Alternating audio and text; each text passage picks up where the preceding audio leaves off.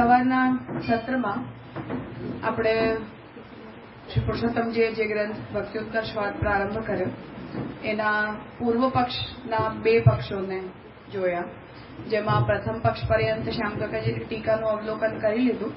હવે જે દ્વિતીય પક્ષ છે એના ઉપર શ્રી શ્યામકાકાજીનું જે વિવેચન છે એને આપણે અત્યારના સત્રમાં જોઈ રહ્યા છીએ. જે સવારે પ્રથમ આપત્તિ ઉપસ્થિત કરી એમાં પૂર્વ પક્ષીના તરફથી એ કહેવામાં આવ્યું કે જ્યારે આપણે ભગવાનની ભક્તિની પ્રાપ્ત કરવાની ઈચ્છા મુક્ત જીવો પણ રાખે છે એવું જ્યારે આપણે કહ્યું તો પૂર્વ પક્ષીએ એ મત પ્રસ્તુત કર્યો કે ભગવાન જ કોઈ જીવને મુક્તિ કે ભક્તિ આપવાની ઈચ્છા રાખે છે એવો આપણો સિદ્ધાંત છે. એટલે મુક્તો એવી આકાંક્ષા રાખે છે એવું આપણે ના કહેવું જોઈએ. અને જે દ્વિતીય પક્ષ પ્રસ્તુત થયો એમાં અનુગ્રહ માત્રથી ભગવાનની ભક્તિ પ્રાપ્ત કરી શકાય એવી છે એવું જે વિશેષણ શ્રી પુરુષોત્તમજીએ આપ્યું એના ઉપર પૂર્વ પક્ષ પ્રસ્તુત કર્યો કે અનુગ્રહ શબ્દ છે એને દયાના અર્થમાં અને પ્રસાદના અર્થમાં બંને રીતે વિચારી શકાય. અને બંને અર્થોનો વિચાર જો શાસ્ત્ર દૃષ્ટિથી કરીએ તો એ બંનેનું તાત્પર્ય જે છે એ મુક્તિની પ્રાપ્તિની અંદર થાય છે કે ભગવાન જીવોને મુક્તિ પ્રદાન કરે છે, પણ ભક્તિ પ્રદાન કરે છે અનુગ્રહ દ્વારા એવું એનાથી સિદ્ધ નથી થતું. એટલે એ વિષયમાં જે પૂર્વ પક્ષનો દ્વિતીય પક્ષ હતો એ શ્યામકાકાજીના વચનોથી જોવાનું બાકી હતું, એને અત્યારે આપણે પ્રારંભ કરીએ. મંગલાચરણોક્તમ ભક્તેઃ દ્વિતીયમ અતિશયિત અનુગ્રહાત પ્રાપ્યામ. તો મંગલાચરણમાં કહેલો ભક્તિનો જે બીજો ગુણ અતિશયિત અનુગ્રહાત પ્રાપ્યામ, ભગવાનના અતિશય અનુગ્રહથી પ્રાપ્ત કરી શકવા યોગ્ય ઇતિ ગુણમપી, આ ગુણ પણ પૂર્વ પક્ષી આક્ષેપતિ, આ ગુણ ઉપર પણ પૂર્વ પક્ષી જે છે એ આપત્તિ ઉપસ્થિત કરી રહ્યો છે. કિંચ અનુગ્રહ ઇતિ આરભ્ય તત્ર પર્યવસાન ઔચિત્યાત ચ ઇત્યંતેન ગ્રંથ ભાગેન. ઉપર જે મૂળ પુરુષોત્તમજીના વચનો છે એમાં આ 5 પંક્તિઓ દ્વારા આ આપત્તિ પૂર્વ પક્ષીએ ઉપસ્થિત કરી એનું સંદર્ભ આપી રહ્યા છે. અયમ આશય, હવે જે પૂર્વ પક્ષીનો તાત્પર્ય છે એને સમજાવી રહ્યા છે કે સ્વાંશી સાક્ષાત્કાર સાધનાની, પોતાના અંશી રૂપ જે ભગવાન છે એના સાક્ષાત્કાર માટેના સાધનોમાં અનુતિષ્ઠત્સુ દૈવી જીવેશુ, એના ભગવાનને જે પોતાના અંશી છે એમને પ્રાપ્ત કરવા માટે જે પણ સાધનો શાસ્ત્રની અંદર બતાવવામાં આવ્યા છે એ સાધનોનું અનુષ્ઠાન દૈવી જીવો જેટલા પણ છે એ બધા કરે છે પોતપોતાના અધિકાર પ્રમાણે. તાવત ભગવદ અનુગ્રહો ભગવત પ્રસાદ રૂપો ભવતી. તો જ્યારે આપણે એ સાધનોનું અનુસરણ કરવામાં પ્રવૃત્ત થઈએ ત્યારે એ બધા જ દૈવી જીવો ઉપર ભગવાનની કૃપા છે એવું તો આપણને માનવું જ પડે. કેમ કે ભગવાને જીવનું વરણ પણ જો મુક્તિ પ્રદાન કરવા માટે કર્યું છે તો એ વરણ પણ એક પ્રકારનો અનુગ્રહ જ છે કે ભગવાનની એ જીવ માટેની એવી ઈચ્છા જ છે કે આ જીવ મુક્તિ કે ભક્તિ કે સાધનો દ્વારા મને પ્રાપ્ત કરી શકે. તદ અનુષ્ઠાન અસમર્થેષુ તું, પણ કોઈ જીવ જો એ સાધનોનું અનુસરણ કરવામાં સમર્થ ન બને તો સ્વાંશેષુ દયારૂપો અનુગ્રહો વાચ્ય. તો પહેલો પક્ષ એ છે કે ભગવાને આપણને કોઈ પર્ટિક્યુલર માર્ગ માટે આપણું વરણ કર્યું છે, દૈવી જીવ તરીકે આપણને સ્વીકાર્યા છે, જેના કારણે પ્રત્યેક જીવ જ્યારે પોતપોતાને પ્રાપ્ત થનારા સાધનનું અનુસરણ કરે તો એ ભગવાનનો સામાન્ય અનુગ્રહ તો કહેવાય છે પ્રસાદના રૂપમાં. હવે કોઈ જીવ માનો એનું અનુસરણ કરવા માટે સક્ષમ ન બને, એટલે દૈવી જીવ તરીકે એની રુચિ પ્રકટ થાય કે મને પણ મુક્તિ જોઈએ છે કે મને પણ ભક્તિ જોઈએ છે, પણ શાસ્ત્ર એ પ્રાપ્ત કરવા માટે જે સાધનો બતાવતા હોય એ સાધનોનું અનુસરણ કરવાની એની યોગ્યતા જો ન હોય તો ભગવાનને એના ઉપર દયારૂપ અનુગ્રહ ભગવાન કરે. એવું પુરુષોત્તમજીના પૂર્વ પક્ષનું તાત્પર્ય શ્યામકાકાજી સમજાવી રહ્યા છે કે તદ અનુષ્ઠાન અસમર્થેષુ તુ સ્વાંશેષુ. જો ભગવાનનો કોઈ દૈવી જીવ જે અંશ છે એ યદી એ સાધનના અનુષ્ઠાનમાં અસમર્થ હોય તો એના ઉપર ભગવાન દયારૂપ અનુગ્રહ કરે છે. એટલે એક અનુગ્રહને સામાન્ય કહેવું જોઈએ અને બીજા અનુગ્રહને દયારૂપ કહેવું જોઈએ અને એના બે અધિકારી અલગ અલગ એ રીતે એને સમજાવી રહ્યા છે. દયાયા પરદુઃખ પ્રહણેચ્છા રૂપત્વાત, કેમ કે દયા જે છે એ એનો સ્વભાવ કે એનું સ્વરૂપ જે એ છે કે બીજાના દુઃખને નષ્ટ કરવાની ઈચ્છા, તો એને આપણે દયા કહીએ છીએ. તો મને કોઈ ઉપર દયા આવી એનો મતલબ કે સામેવાળાને જે દુઃખ થઈ રહ્યું છે એને દૂર કરવા માટે હું એની કોઈક મદદ કરવા ઈચ્છું છું. એ દયા શબ્દનો એવો તાત્પર્ય થાય છે. એટલે ભગવાન છે એ પણ જ્યારે સાધનનું અનુસરણ કરવામાં અસમર્થ દૈવી જીવ ઉપર જો અનુગ્રહ કરે અથવા એને એના સાધનોની અંદર કોઈ પ્રકારની મદદ કરે તો એવી ભગવાનની અનુગ્રહાત્મિકા ઈચ્છાને દયા કહેવાય.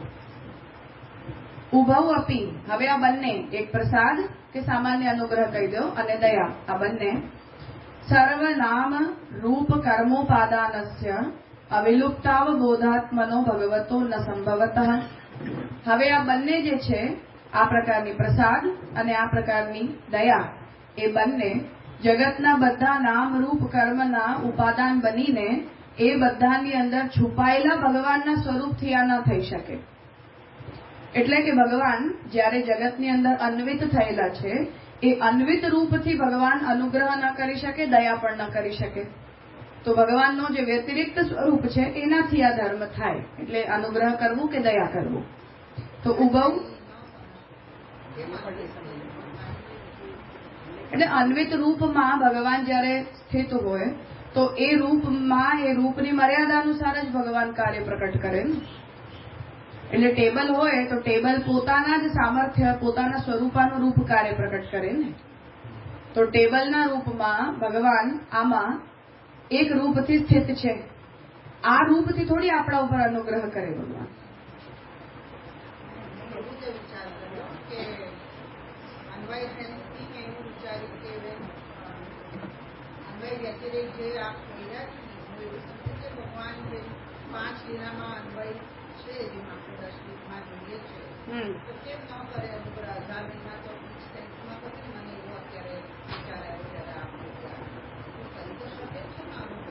કરી બધું શકે છે પણ ભગવાન પોતાની અંદર એ પ્રકારનો ધર્મ વ્યતિરેકવાન સ્વરૂપમાં પ્રકટ કરે છે. અન્વિત રૂપમાં નથી કરતા બધું કામ. પ્રકટ થઈને કરે કે વિભૂતિ રૂપ દ્વારા કરે કે કોઈ અન્ય રૂપ દ્વારા કરે, સમહાવ પણ વ્યતિરિક્ત સ્વરૂપથી કરે, અન્વિત રૂપથી ના કરે. સર્વનામ રૂપ કર્મ કહી રહ્યા છે ને, તો અંતર્યામીની વાત નથી. કેમ અન્વિત રૂપે? અન્વિત રૂપે કોઈ દિવસ ભગવાનને અનુગ્રહ ના થાય.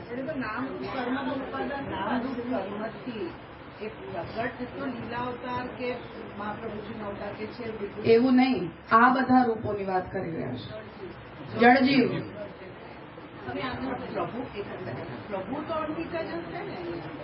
હા, તો ભગવાન અન્વિત છે.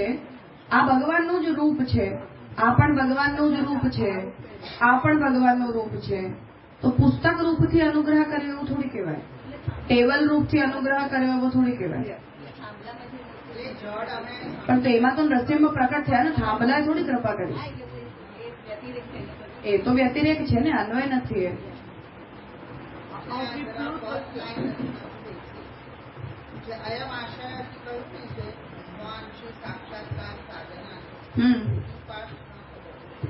તમે વાંચો અને કરો જેટલું સમજાયું.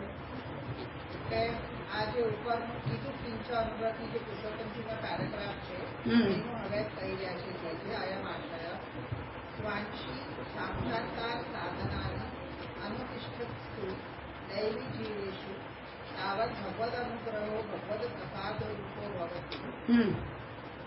સ્વ અંશીનું તો સમજવું કે સ્વ અંશ એમાં અંશી તો ભગવાન અંશ તો ભગવાન છે એના સાક્ષાત્કારના સાધન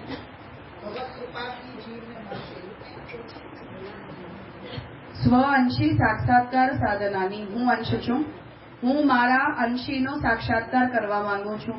એ સાક્ષાત્કાર કરવા માટે શાસ્ત્ર મને સાધનો બતાવે છે. એ સાધનોનું જ્યારે હું અનુષ્ઠાન કરું છું ત્યારે એ અનુષ્ઠાન કોણ કરવા યોગ્ય છે? દૈવી જીવ. તો દૈવી જીવ જ્યારે એ પોતાના અંશીના સાક્ષાત્કાર માટે સાધનોનું અનુસરણ કરી રહ્યા છે, ત્યારે એ અનુષ્ઠાન સાધનનું અનુસરણ કરવાની યોગ્યતા એ દૈવી જીવમાં ભગવાનના પ્રસાદથી આવે છે. પછી દયાની અલગ વાત થઈ ગઈ નેક્સ્ટ સેન્ટેન્સમાં. હા, કે આપણે જો અનુગ્રહને બે રૂપે સમજી રહ્યા છીએ તો પ્રસાદ રૂપ અનુગ્રહથી આવું સમજવાનું કે હું મારી અંદર એવી યોગ્યતા છે યજ્ઞ કરવાની, કર્મ કરવાની, કે જ્ઞાન પ્રાપ્ત કરવાની, ભક્તિ કરી શકવાની, તો આ મારા ઉપર ભગવત પ્રસાદ છે. હવે હું પોતાને મને ઈચ્છા તો થઈ રહી છે ભગવાનને પ્રાપ્ત કરવાની. એ ઈચ્છાનો મતલબ છે કે મારો વરણ તો કદાચ દૈવી જીવના રૂપમાં ભગવાને કર્યું છે, પણ કોઈ પણ કારણોસર એ સાધનનું અનુસરણ કરવાની મારી અંદર અત્યારે સામર્થ્ય નથી. તો મને અસમર્થ જોઈને ભગવાનને મારા ઉપર દયા ધર્મ પ્રકટ થાય છે. એ પણ અનુગ્રહનો એક ટાઈપ છે. તો બે પ્રકાર છે યદિ અનુગ્રહના, તો બે અધિકારી છે. એ બે અધિકારીઓને સ્પષ્ટ કર્યા. હવે આગળ એ કહી રહ્યા છે કે એ દયાનો મતલબ શું, કે અન્યના દુઃખને દૂર કરવાની ભગવાનની ઈચ્છા. હવે આ બંને જે કાર્ય છે, પ્રસાદનું કાર્ય અને દયારૂપ કાર્ય, એ બંને ઉભૌ અપી એતૌ, આ બંને જ કાર્યો સર્વ નામ રૂપ કર્મોપાદાનસ્ય, બધા જ સર્વ એટલે જગતના જેટલા પણ નામ રૂપ કર્મ એ બધાના ઉપાદાન તરીકે અવિલુપ્તાવબોધાત્મનો, એની અંદર છુપાઈને ભગવાન જ્યારે પોતાનો બોધ નથી કરાવી રહ્યા એવા સ્વરૂપથી ભગવતો ન સંભવત, એવા રૂપથી ભગવાન અનુગ્રહ રૂપી પ્રસાદ અને દયા કરી શકવાને સંભવ નથી, એવું નથી થતું. તદુક્તમ અવિલુપ્તાવબોધાત્મનો, અવિલુપ્ત અવબોધાત્મનો,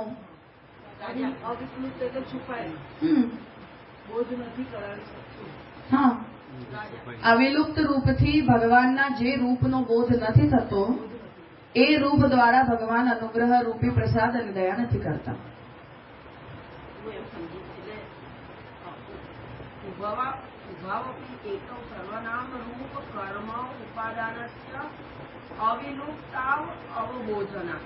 અવિલુપ્ત અવબોધનેના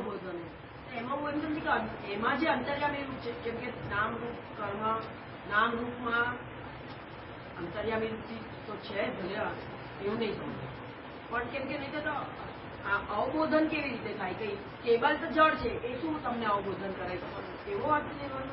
ભગવાન જે સર્વવિધ નામ રૂપોમાં ઉપાદાન તરીકે રહેલા છે, તો એ ઉપાદાનાત્મક સ્વરૂપ ભગવાનનું જાણવા યોગ્ય જ નથી. કેમ કે મને જાગતિક સર્વવિધ નામરૂપ કર્મોમાં આ ભગવદ રૂપ છે એવો બોધ થતો જ નથી ને.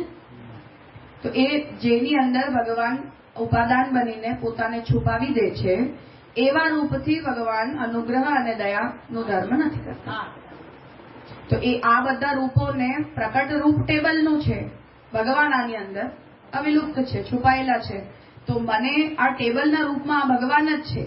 મેં મારા ઠાકોરજીનું ચરણ સ્પર્શ કર્યું કે ટેબલનું સ્પર્શ કર્યું, સિદ્ધાંતતઃ એક જ વાત છે. મને અહીંયા એ ભગવત સ્પર્શ છે એવો બોધ નથી થતો. તો આમાં આનું ઉપાદાન બનીને ભગવાન પોતાના રૂપને આ ટેબલની પાછળ છુપાવી દે છે કે તમે મારું ટેબલનું રૂપ જુઓ, અત્યારે હું ભગવાન છું એવું રૂપ હું આની અંદર પ્રકટ નહીં કરું. પોતાના સ્વરૂપને ભગવાન અન્ય રૂપોમાં પ્રકટ કરે છે, જાગતિક નામરૂપ કર્મોમાં પ્રકટ નથી કરતા.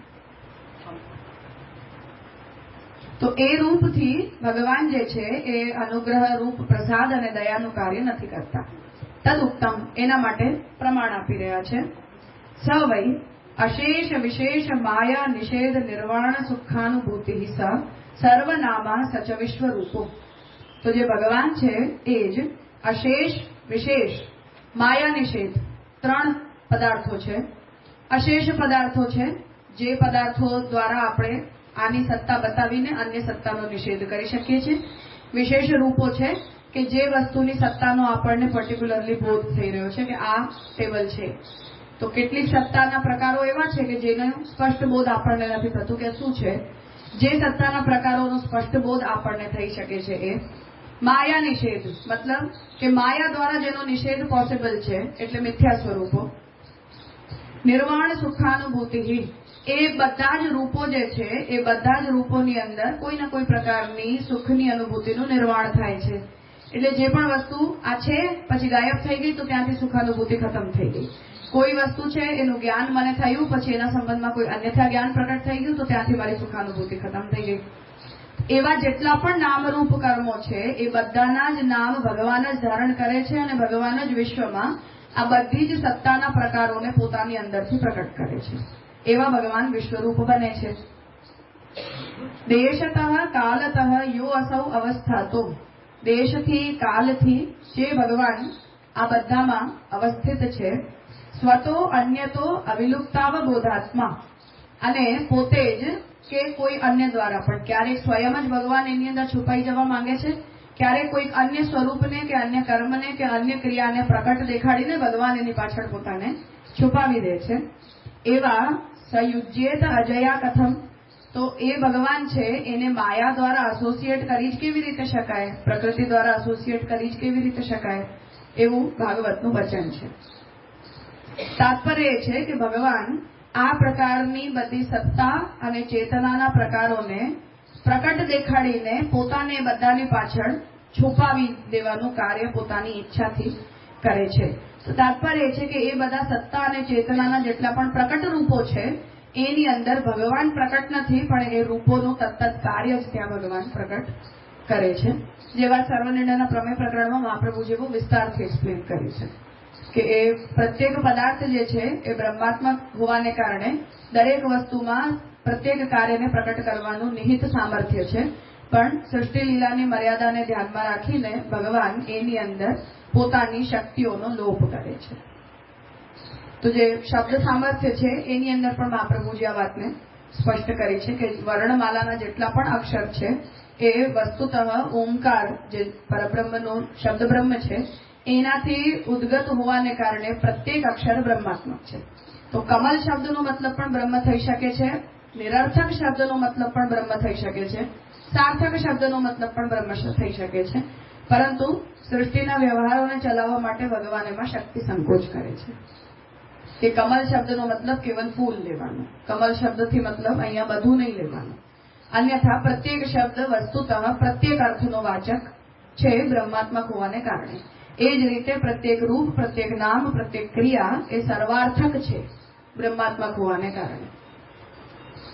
પણ ભગવાન આ પ્રકારનું સ્વરૂપ કે આ પ્રકારની ક્રિયાઓ જો બધાની અંદર પ્રકટ કરી દે તો સૃષ્ટિનું કાર્ય સંભવ નથી. કે હું કમલ બોલી અને સામેવાળો એનો કંઈ પણ અર્થ વિચારી લે તો વ્યવહાર કેવી રીતે કરવાનો. તો એ હેતુથી ભગવાન એ બધા રૂપોમાં, એ બધા નામોમાં અને બધી જ ક્રિયાઓની અંદર શક્તિ સંકોચ કરે છે, જે શક્તિ સંકોચને આપણે આનંદ ધર્મનું તિરોધાન કહીએ છીએ.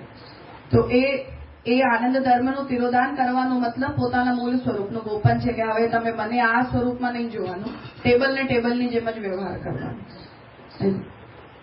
અહીંયા કાલ અને દેશ ખાલી લીધું છે, તમે કોઈ કારણસર એને દેશ નથી લીધું. કાલ એટલે સમય, ટાઈમ, દેશ, કાલ, સ્વરૂપ ત્રણેય.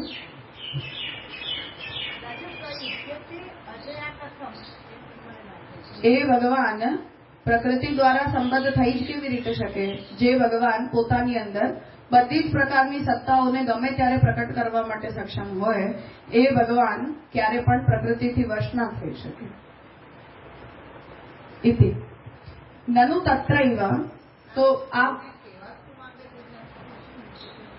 કહેવા એ માંગી રહ્યા છે કે ભગવાનનું એક રૂપ એવું છે જે દેશ, કાલ અને સ્વરૂપની પાછળ છુપાયેલું છે. હા, તો હજી એને ડેવલપ તો થવા દો. હા, તો ડેવલપ થશે તો પોતે સ્પષ્ટ થશે. તો પહેલું સિદ્ધાંત એ થયું કે ભગવાન જ કોઈક પ્રકારનો અનુગ્રહ, પ્રસાદ કે દયાને પ્રસારિત કરે છે. હવે એને ભગવાન પોતાના કયા રૂપથી પ્રસારિત કરે છે એ વિચારણીય છે. તો એમાં ભગવાનનું એક રૂપ તો સર્વમ, જેમ સિદ્ધાંત મુક્તાવલીમાં ભૌતિક, આધ્યાત્મિક, આધિદૈવિક 3 રૂપો બતાવ્યા. તો ભગવાનનું જે જગત રૂપ છે એના દ્વારા ભગવાન આનું પ્રસાર નથી કરતા. એમાં આ હેતુ બતાવ્યો કે ભગવાન જે છે એ સર્વરૂપ થઈ રહ્યા છે એમાં કોઈ ડાઉટ નથી, પરંતુ સર્વરૂપ થયેલા ભગવાન એ રૂપોની પાછળ પોતાને છુપાવે છે અને એ છુપાવાયેલા રૂપની અંદર પોતાનો વ્યતિરેક ભગવાન પ્રકટ નથી કરતા, એટલે એ રૂપથી અનુગ્રહ કે દયાનું કાર્ય ભગવાન કરી નથી રહ્યા. એના માટે આ પ્રમાણ વચન આપ્યું કે આ ભાગવતમાં આવું કહ્યું છે. નનુ તત્રૈવ અંશાંશી તાદાત્મ્યમ અવલંબ્ય સમાધાનમ અપી. હવે ત્યાં જ અંશ અને અંશીના તાદાત્મ્ય સંબંધનું નિરૂપણ કરીને આ જ પ્રોબ્લેમનું સમાધાન પણ આપ્યું છે કે સા ઇયમ ભગવતો માયા યદ નયેન વિરુદ્ધ્યતે ઈશ્વરસ્ય વિમુક્તસ્ય કાર્પણ્યમ ઉત બંધનમ યદ અર્થેન વિના અમુષ્ય પુંસઃ આત્મવિપર્યય ઇતિ ભાગવતે ઉપલભ્યત એવ ઇતિ ચેતન. હવે પ્રોબ્લેમ તો એ થઈ કે એનો મતલબ એ થયો કે આપણે આપણા કોઈ પણ સાધનો દ્વારા તો આ બધામાં ભગવાન રહેલા છે એનું ગ્રહણ કરવા માટે સક્ષમ નથી, કેમ કે ભગવાને પોતાની માયાને આગળ કરીને સ્વયં પોતાને જે છે એની અંદર છુપાવી દીધા છે. તો ભગવાને જ્યારે મને સંભળાય છે, તો ભગવાન જ્યારે પોતાને એ સ્વરૂપોની પાછળ છુપાવીને રહેલા છે એ સમયે આપણી અંદર હવે એવો સામર્થ્ય નથી કે આપણે કેમ કે આપણે પોતે પણ ભગવાનની અવિદ્યા શક્તિથી બંધાયેલા છીએ. તો અવિદ્યા શક્તિથી આપણે સ્વયં એમાં આચ્છાદિત હોવાને કારણે જો આપણે પોતાની અંદરથી પણ એ સામર્થ્ય આપણામાં ડેવલપ ના થઈ શકતું હોય કે ભગવાનને આ બધા નામરૂપ કર્મોની અંદર આપણે ઓળખી શકીએ, તો પછી ભગવાનને ગોતવા ક્યાં, એ જીવાત્માની પ્રોબ્લેમ છે. એને રિસ્પોન્ડ કરતા ભાગવત એવું કહી રહી છે કે સા ઇયમ ભગવતો માયા યદ નયેન વિરુદ્ધ્યતે. હવે ભગવાન જે છે એ જ્યારે પોતાની માયાને આગળ કરી દે છે અને પોતાને માયાની પાછળ કરીને પોતાને જ્યારે એની પાછળ છુપાવી દે છે, તો એ સ્થિતિમાં ભગવાન અને ભગવાનની માયા આ બંને એકબીજાથી વિરુદ્ધ લાગે છે. એટલે કે આપણને એવું લાગે છે કે જ્યાં સુધી માયા હોય ત્યાં સુધી ભગવાન ના દેખાય અને ભગવાન દેખાય ત્યારે માયા ના રહી જાય. એ રીતનો એક ઇક્વેશન ભગવાન આ પ્રકારની સૃષ્ટિ લીલાની અંદર પ્રકટ કરે છે. ઈશ્વરસ્ય વિમુક્તસ્ય કાર્પણ્યમ. હવે આ સ્થિતિમાં ભગવાન જે છે એ પણ એ માયાની પાછળ છુપાઈને જાણે માયાથી બંધાઈ ગયા હોય અને પોતાના સ્વરૂપને પ્રકટ જ ના કરી શકતા હોય એવા દેખાવા લાગે છે. એવી સ્થિતિમાં ઉતબંધનમ, અને ભગવાનનું પણ જાણે ભગવાન એ સર્વ નામરૂપ કર્મો થઈને એ સૃષ્ટિ લીલાની મર્યાદાની અંદર બંધાઈ ગયા હોય એવું જે ભગવાન પોતાનું સ્વરૂપ પ્રકટ કરે છે, એમાં યદ અર્થેન વિના અમુષ્ય પુંસઃ આત્મ વિપર્યય. ત્યારે શાસ્ત્ર એવું કહે છે કે તમે પોતાની આજુબાજુમાં ભગવાનને ગોતવાનો પ્રયત્ન નહીં કરો, પોતાની આત્મામાં જુઓ, ભગવાન તમને ત્યાં જ મળી જશે. તો આપણે એવું વિચારી રહ્યા છે કે મને આમાં ભગવાન દેખાઈ જાય, મને અહીંયા ભગવાન દેખાઈ જાય, મને જગતમાં બીજી કોઈ જગ્યાએ ભગવાન દેખાઈ જાય. તો ત્યારે ભાગવત એવું કહે છે કે નહીં, ત્યાં તો ભગવાને માયા દ્વારા પોતાને જ એની અંદર છુપાવ્યું છે.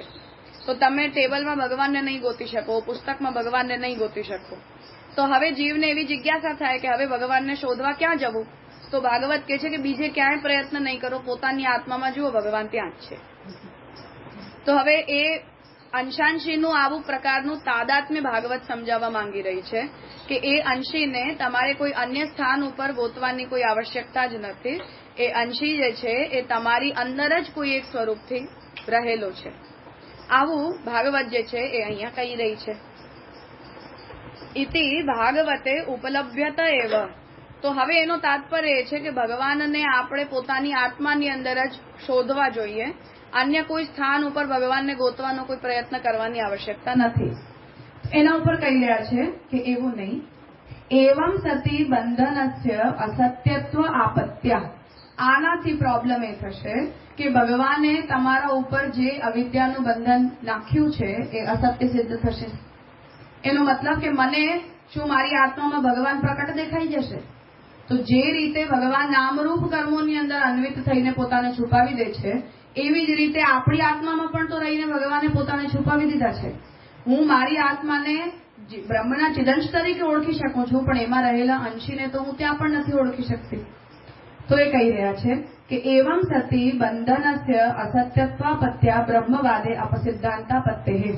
તો આવું જો આપણે સ્વીકારી લઈએ કે આપણને પોતાની આત્મામાં જ ભગવાન મળી જવાના છે, બીજે ક્યાંય પણ ભગવાનને શોધવા માટે આપણે પ્રયત્ન કરવાની કોઈ આવશ્યકતા જ નથી, જેવી બકવાસ યોગ ગુરુઓ કરતા હોય છે રિસેન્ટ પીરિયડમાં.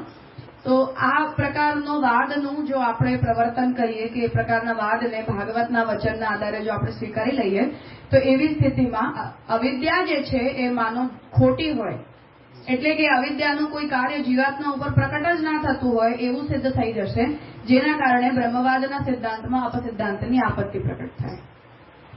એટલે તમે ન તો જાગતિક નામરૂપોમાં ભગવાનને ગોતી શકો છો, ન તમે પોતાની આત્માની અંદર જ ભગવાનને ગોતી શકો છો. આ સ્થિતિ બની.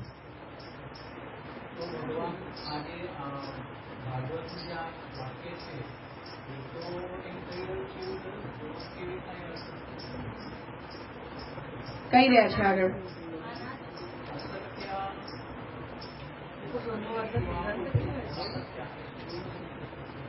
असत्यत्वपत्यનો મતલબ કે જો હું એવું માનતી હું કે જગતના નામરૂપ કર્મોમાં તો ભગવાનનો જેવો અન્વય છે એમાં મને ભગવાન નથી મળવાના, પણ મને મારી આત્માની અંદર જ ભગવાન મળી જશે.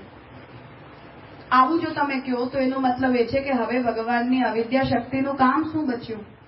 જો ભગવાન આટલા ઇઝીલી ઉદ્ઘાટિત થઈ જતા હોય કે મેં 4 દિવસ પ્રાણાયામ કર્યું, પોતાના હૃદયની અંદર બેઠા બેઠા પોતાની આત્મશક્તિનું મેં થોડું ઘણું ચિંતન કર્યું અને મને એ આત્મામાં ભગવાન દેખાઈ ગયા, તો ભગવાનની અવિદ્યા શક્તિનું કામ શું બચ્યું? ઇન ધેટ કેસ ભગવાન એમાં અન્વિત નથી એવું પણ નથી. પ્રોબ્લેમ અહીંયા જે પૂર્વ પક્ષ તરફથી પ્રસ્તુત કરવા માંગી રહ્યા છે એ છે કે આપણા જ સિદ્ધાંત પ્રમાણે ભગવાન બધાના ઉપાદાન છે.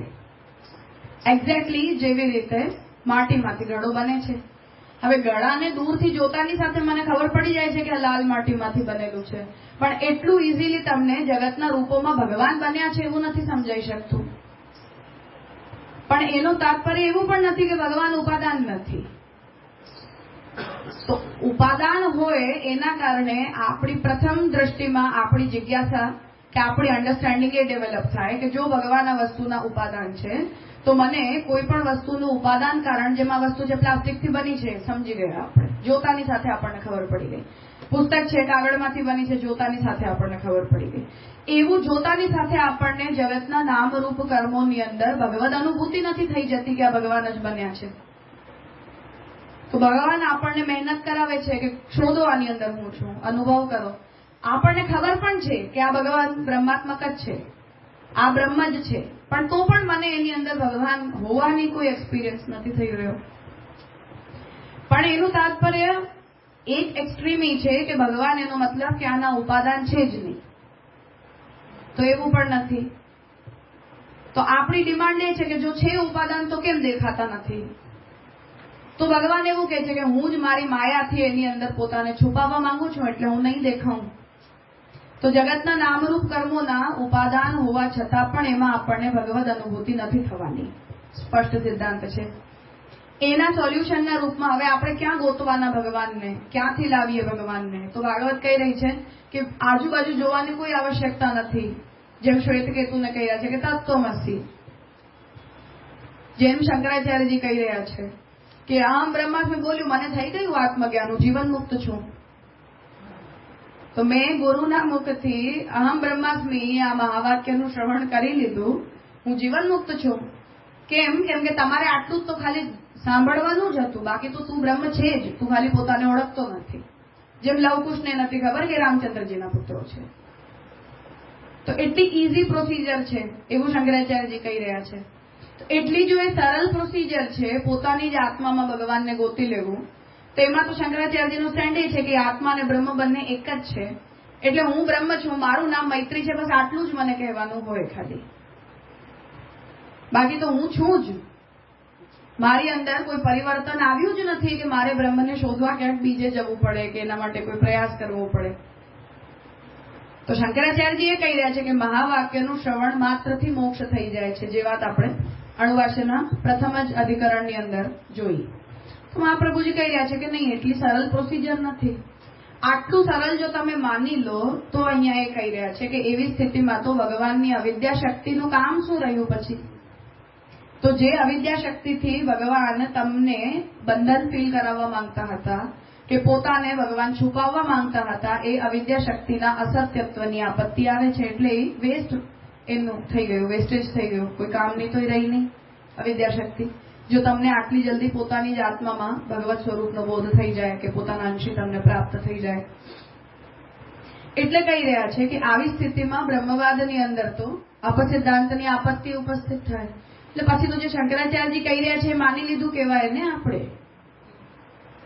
આ ભાગવત વચનનું ઇન્ટરપ્રિટેશન પછી શંકરાચાર્યજીના અહમ બ્રહ્માસ્મિ વાદમાં જાય કે ગુરુએ તમને સ આત્મા તત્વમાંથી શ્વેત કેતું કીધું એટલે બસ મને મારી આત્મામાં બ્રહ્મ મળી ગયા. આ સ્થિતિમાં તો બ્રહ્મવાદમાં અસત્યત્વની આપત્તિ ઉપસ્થિત થઈ જાય છે કે તમને પોતાની આત્મામાં જ ભગવદ અનુભૂતિ થઈ જાય. થયું સ્પષ્ટ? તો હવે નામરૂપ કર્મોમાં પણ ભગવદ અનુભૂતિનો કોઈ ક્લોઝ ના રહ્યો અને પોતાની જીવાત્માની અંદર પણ તમને ભગવાનની અનુભૂતિ થઈ જશે એવી પણ સંભાવના નથી આપણે સ્વીકારી શકતા. અવિદ્યાનો કોઈ રોલ ન રહ્યો એવું તો પોસિબલ નથી ને, કારણ કે સડનલી તો આત્મામાં બ્રહ્મ તો નહીં કે ભગવાન છે તો નહીં ખ્યાલ આવે ને. પણ શંકરાચાર્ય એવું કહે છે ને, નહીં પણ એ પણ ત્યારે હવે ચૈતન્યને પણ જયારે સમજ આવી એક લેવલ પછી આટલું ભણ્યા પણ એવું શંકરાચાર્યજી નથી માનતા.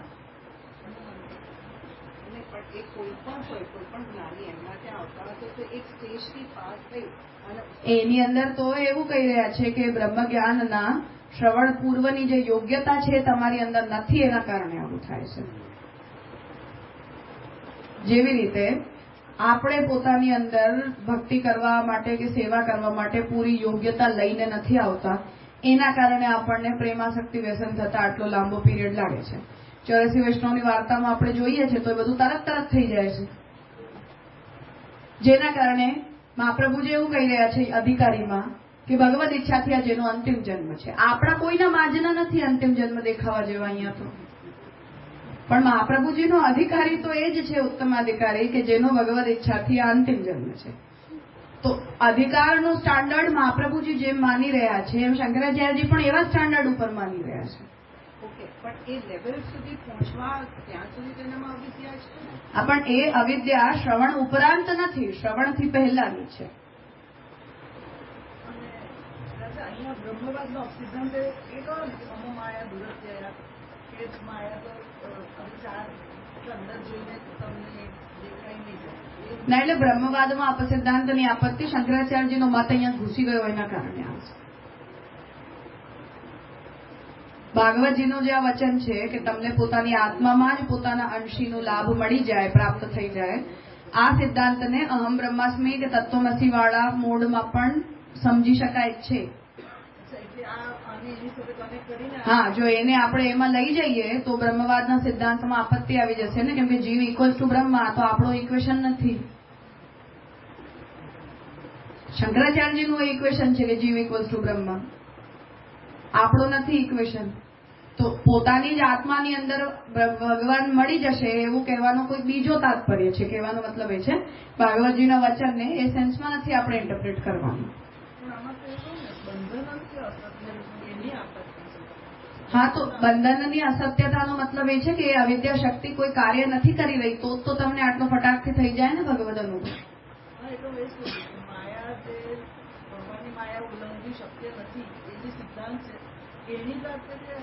હું એટલે જ કહી રહી છું કે એ શંકરાચાર્યજીના ઇન્ટરપ્રિટેશનના કોન્ટેક્સ્ટમાં કહી રહ્યા છે કે આ રીતે પોતાની આત્મામાં ભગવદ લાભ ના થઈ જાય તરત અચાનકથી કે મને થઈ ગઈ અહમ બ્રહ્માસ્મિ સાંભળ્યું એટલે ભગવદ અનુભૂતિ, એવું ના થઈ જાય. જેમ આપણા લોકોને લાગે છે કે બ્રહ્મસમન લીધું એટલે આપણે બધા વૈકુંઠમાં જ જવાના છીએ સીધા. તો મહાપ્રભુ જેવું કહે છે કે માર્ગો છે તે થઈ ગયો અને પછી કોઈ વ્યક્તિને મારે આટલા બધા સાધનોનો ઉપદેશ કરવાની જરૂરત શું છે? એવો જ રિમાર્ક મહાપ્રભુજી શંકરાચાર્યજી માટે આપ્યું છે કે ભાઈ આમ મહાવાક્યના શ્રવણ માત્રથી મુક્તિ થઈ જાય તો આટલા બધા શાસ્ત્ર વિસ્તારનું પ્રયોજન જ શું છે? એ તો રામાનુજાચાર્યજીની જેમ પછી મંદિરના ગોપુરમ ઉપર ચડીને બોલી દો ને તમે મહાવાક્ય, બાદ જે છે બધા મુક્ત છે પછી તો અહીંયા જીવાત્માઓ. રામાનુજાચાર્યજીના ગુરુએ એમને એવું કહ્યું યામુનાચાર્ય કે આવી રીતે આ હું તમને આપી રહ્યો છું ભગવત પ્રાપ્તિનો મંત્ર, એ બધાને જઈને કહેવાનું નથી, તમે અધિકારી છો એટલે હું આપું છું. તે તો મંદિર ઉપર ચડ્યા શ્રીરંગમમાં અને ગોપુરમ ઉપરથી જોરથી બોલીને મંત્ર બોલી ગયા. પછી એમના કીધું કે આ તો ગુરુદ્રોહ છે. તો એને કીધું કે ભગવાન પ્રાપ્ત થતા હોય તો હું એક ગુરુદ્રોહ ભોગવી લઈશ, મને કોઈ પ્રોબ્લેમ નથી. પણ આવી રીતે મહાવાક્ય બાંટો આખી દુનિયાને, જેમ હવે બ્રહ્મસોન મંત્ર બટાય છે એવી રીતે થોડી ને વૈકુંઠના માર્ગ ખુલી જાય છે બધા માટે. એ સ્થિતિમાં મહાપ્રભુજી પણ આવીને કહે ને કે મારા માર્ગનો ઉચ્છેદ થઈ ગયો, મેં શું કામ આટલી બધી મહેનત કરી કે પુષ્ટિ જીવને ઓળખો અને મર્યાદા જીવને ઓળખો અને પ્રવાહી જીવને ઓળખો, પોતાની રુચિ ઓળખો, પછી સેવા કરો, પછી પ્રેમ થાય, રુચિ થાય, આસક્તિ થાય, વ્યસન થાય. એટલે આ જે શોધવાની પદ્ધતિ છે ભગવાનને, આ બધું આજે બોલી હતું બધું ભગવાનને શોધવાની, એટલે એ કહે ને કહી રહ્યા છે એટલી વાર લાગે, સમય લાગે. એ બ્રહ્મવાદનો સિદ્ધાંત આ થયો. હા, કે એ પંચપર્વ વિદ્યા ભગવત શક્તિ છે. તો અવિદ્યાનું નિવારણ ભગવાન જ્યારે અનુગ્રહ કરે, તમને વિદ્યાશક્તિ પ્રાપ્ત કરાવે, પછી એ વિદ્યાશક્તિથી પણ સાધન વરણ કરીને એના સમયનું નિર્ધારણ કરે, પછી જઈને ફલવરણ થાય ત્યારે આ બધું થાય. તો મને 2 શબ્દો સાંભળવા મળી ગયા એનાથી મને અંશી મને મળી ગયો એવું થોડી થઈ જશે. ભગવાન માયાને આગળ કરે છે ઈશ્વરનું કારપણને કીધું. હા, કે ભગવાન આપણને એવું લાગે કે જાણે ભગવાન તો આ બધામાં એવા ચોપાઈને એવા પાંગડા જેવા થઈ ગયા કે પોતાની શક્તિઓને કઈ પ્રકટ કરવાની યોગ્યતા જ એમનામાં નથી. બસ ભાગવત એવું જ બોલ્યું છે, આપણે શું બોલ્યું? ઈશ્વરનું કારપણ. તસ્માદ બ્રહ્મણો દયા પ્રસાદૌ સ્વાંશેષુ વક્તું ન યુક્તો. એટલે કે ભગવાનની દયા અને પ્રસાદ પોતાના અંશના ઉપર જે છે એ કેવલ આત્મલાભ માત્રથી થઈ જાય છે, આ કહેવું ઠીક નથી. એટલે કે હું ઓલરેડી ભગવત કૃપા પ્રસાદ પ્રાપ્ત જીવ છું એમ કહીને શંકરાચાર્યજીની જેમ કોઈને મેં મંત્રનું શ્રવણ કરાવી દીધું અને એના માત્રથી એ જીવને સીધા ભગવાન મળી જ ગયા, એવું કહેવું ઠીક નથી. તો એને આગળ લઈ રહ્યા છે કે નનુ બ્રહ્મ સ્વરૂપ વિચારેણ અસંભવમપી અચિંત્ય અનંત શક્તેઃ તસ્ય ભગવતો લીલાયામ ઐચ્છિક ભેદ આવિર્ભાવ વશાત. હવે બ્રહ્મ સ્વરૂપનું જો આપણે વિચાર કરીએ તો એવું પણ અસંભવ છે, કેમ કે બ્રહ્મની અંદર અચિંત્ય અને અનંત શક્તિઓ રહેલી છે. એટલે એવા જે ભગવાન છે એ પોતાની લીલામાં ઐચ્છિક ભેદ આવિર્ભાવ વશાત, તો ભગવાનનો આપણા બધાની સાથે વસ્તુતઃ સ્વાભાવિક અભેદ જ છે, પણ ભગવાન પોતાની લીલા માટે ઐચ્છિક ભેદને પ્રકટ કરે છે. તો ઐચ્છિક ભેદ આવિર્ભાવ વશાત, તો એ ઐચ્છિક ભેદને ભગવાને આપણા વચ્ચે પ્રકટ કર્યો છે, નામરૂપ કર્મ અને ભગવાનની વચ્ચે. તો ઐચ્છિક ભેદને પ્રકટ કર્યો હોવાથી યદિ દયા પ્રસાદૌ સંભવેતામ, તો અભેદની દ્રષ્ટિમાં તો મને કોઈ દયા પ્રસાદની આવશ્યકતા છે જ નહીં, કેમ કે હું જ બ્રહ્મ છું. સ્વાભાવિક અદ્વૈત જ જો આપણા અને ભગવાનની વચ્ચે હોય તો મને કોઈ દયા પ્રસાદની આવશ્યકતા છે જ નહીં, કેમ કે હું પોતે જ બ્રહ્મ છું. જેમ શંકરાચાર્યજી કહી રહ્યા છે કે ભગવાન મુક્તિ આપે છે, આવું કહેવાની કોઈ જરૂર હોતી જ નથી. તમે પોતે જ બ્રહ્મ છો તો મુક્ત જ છો ઓલરેડી, તમને ખબર નથી, બસ તો તમને કહેવાની જરૂર છે ખાલી. એવી રીતે ભગવાનની સાથે આપણે સ્વાભાવિક અભેદને નથી માનતા ઓલ ધ ટાઈમ.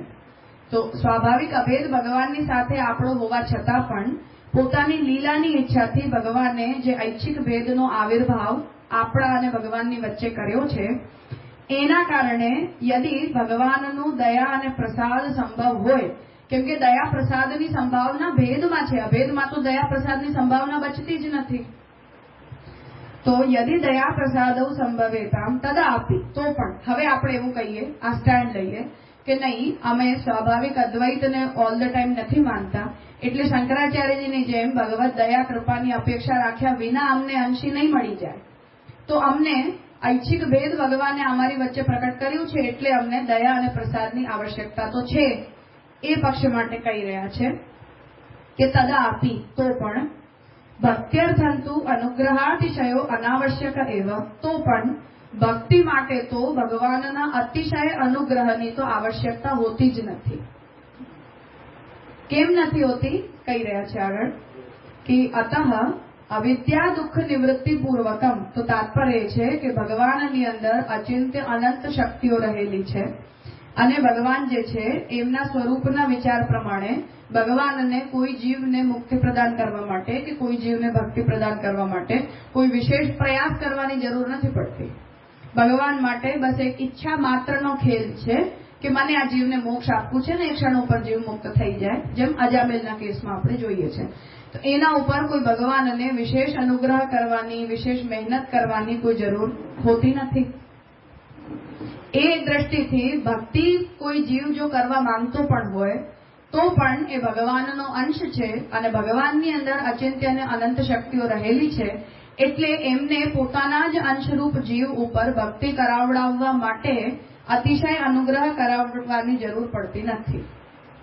અતઃ અવિદ્યા દુઃખ નિવૃત્તિ પૂર્વકમ એટલે અવિદ્યાથી પેદા થનારા દુઃખની નિવૃત્તિ કરાવડાવીને ભગવદ દર્શનોત્તર મોક્ષૌ આપ્તય એવ અનુગ્રહાતિશયો કલ્પનીયો ન પુનઃ ભક્તૌ અવાપ્તયે. એટલે અવિદ્યા દુઃખની નિવૃત્તિ પૂર્વક ભગવાનના દર્શન પછી મુક્તિ પ્રાપ્ત કરવા માટે જ ભગવાનના અતિશય અનુગ્રહની જરૂર પડે છે, ભક્તિ કરવા માટે નહીં. એટલે કે મોક્ષની અંદર અનુગ્રહની વિશેષ આવશ્યકતા હોય છે, ભક્તિ કરવા માટે અનુગ્રહની વિશેષ આવશ્યકતા નથી હોતી. તસ્યાહ ભગવદ દર્શન પ્રદાનેન એવ કૃતકૃત્યતા ઇતિ આક્ષેપતિ. કેમ કે ભક્ત જે છે એને તો પોતાના દુઃખને નિવૃત્ત કરવાની કોઈ આકાંક્ષા હોતી જ નથી. ભક્ત તો ભગવાનનું એક દર્શન કરે તો એ તો કૃતકૃત્ય થઈ જાય છે. તો એમાં અતિશય અનુગ્રહની નથી જરૂર હોતી, સામાન્ય અનુગ્રહની જરૂર હોય છે કે ભગવાન પોતાનું દર્શન કરાવી દે કોઈ જીવને તો બસ ભક્તને તો એવું થઈ જાય કે આ તો ફુલફિલમેન્ટ છે અમારા જીવનની. પણ જે મુક્તિની આકાંક્ષા રાખનારો જીવ છે એને વિશેષ અનુગ્રહની જરૂર હોય છે, કેમ કે દર્શન કર્યા પછી એને મુક્તિ મળતી હોય છે. તો કૃતકૃત્યતા ઇતિ આક્ષેપતિ દર્શન મુક્ત્યો એવ પ્રસાદ લભ્યત્વ કથનેન પ્રસાદાતિશયસે તત્રૈવ પર્યવસાનાત ઇતિ. આ વાત મૂળમાં પુરુષોત્તમજી કહી રહ્યા છે કે આ દયા અને પ્રસાદ રૂપી અનુગ્રહના જે બંને પક્ષો છે એ બંને પક્ષોની ઉપયોગિતા જે છે એ મુક્તિની અંદર સિદ્ધ થાય છે, ભક્તિમાં સિદ્ધ નથી થતી. તો તાત્પર્ય એ છે કે કલેક્શનમાં અને પૂરું સમરીમાં સમજી લો ખાલી કે પ્રથમ પક્ષ આની અંદર એ આવ્યો કે નામરૂપ કર્મોની અંદર જેવી રીતે ભગવાન છુપાઈને રહે છે એવી રીતે આપણી આત્માની અંદર પણ ભગવાન છુપાઈને જ રહેલા છે. એના કારણે ભાગવત એવું કહી રહી છે કે જગતના નામરૂપ કર્મોની અંદર તો ભગવાનને ન શોધી શકાય, એટલે કોઈ જીવ આકાંક્ષા રાખે તો એણે પોતાની આત્માને ઓળખી લેવી જોઈએ, એમાં જ એને ભગવાન મળી જશે, તત્વમસી શ્વેતકેતુની જેમ. જેના ઉપર આપણે એવું કહ્યું કે નહીં એવું ના થઈ શકે, કેમ કે એવું કરવાથી તો બ્રહ્મવાદના સિદ્ધાંતમાં આપત્તિ ઉપસ્થિત થાય છે.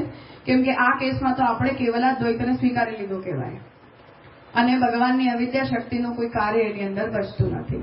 જેના કારણે પૂર્વ પક્ષી આપણને બીજો ઓપ્શન આપી રહ્યો છે કે તો પછી એવું આપણે વિચારીએ કે ભગવાનની અંદર તો અચિંત્ય અનંત શક્તિઓ રહેલી છે, જેના કારણે કોઈ પણ જીવને દર્શન માત્ર પ્રદાન જો ભગવાન કરવા માંગતા હોય તો એ ભગવાન માટે કોઈ બહુ મહેનત કરવાનું કાર્ય નથી.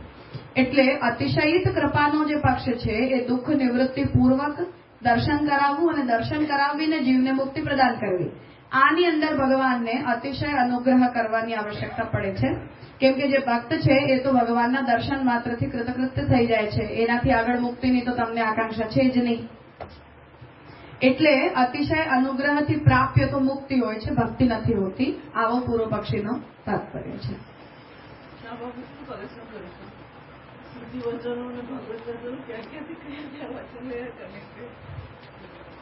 સ્પષ્ટ થઈ ગયું? તો એ દ્વિતીય આપત્તિને અહીંયા સમજાવી. પણ તો પછી પ્રસાદ અને કૃપા ને બધું કહેવાની જરૂરત જ પૂર્વ પક્ષી પોતાના માટે કહી રહ્યો છે ને કે આ બધાની જે ઉપયોગિતા છે એ મુક્તિમાં સિદ્ધ થઈ રહી છે, તો મુક્તિ માટે તો છે જરૂર, ભક્તિમાં નથી. પછી પહેલી જ આપત્તિ હતી કે બંધન અને મુક્ત કઈ છે જ નહીં. પછી તો મુક્તિ માટેની તો અનુગ્રહની શું જરૂર છે? એના કારણે એ કહ્યું કે નહીં, ઐચ્છિક ભેદ હોય છે એટલે મુક્તિમાં અનુગ્રહની જરૂર પડે છે. સ્વાભાવિક અદ્વૈત હોય તો શંકરાચાર્યજી થોડી કઈ ભગવદ અનુગ્રહની અપેક્ષા રાખે છે. તો સ્વાભાવિક અદ્વૈત નથી આપણા અને ભગવાનની વચ્ચે અત્યારે, ઐચ્છિક દ્વૈત છે લીલાની ઈચ્છાને કારણે. તો એ પ્રકારના દ્વૈતમાં તો આપણને અનુગ્રહની અપેક્ષા રહેશે મુક્તિ પ્રાપ્ત કરવા માટે. ભોગ અતિશય પર લાગે છે, ભોગ અતિશય પર. અનુગ્રહ is okay for them. હા પણ સામાન્ય અનુગ્રહ. હા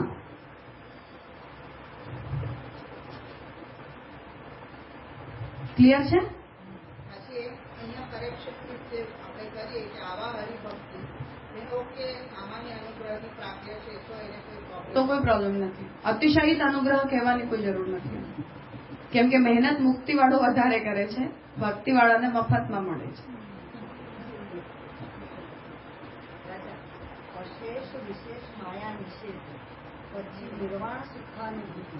એમાં નિર્વાણ સુખાનુભૂતિનો અર્થ એક જે વ્યક્તિ છે એના બધા દુઃખોનું જયારે નિર્વાણ થયું તો એને બ્રહ્મના સુખની પછી અનુભૂતિ થવા યોગ્યતા એની આવે છે.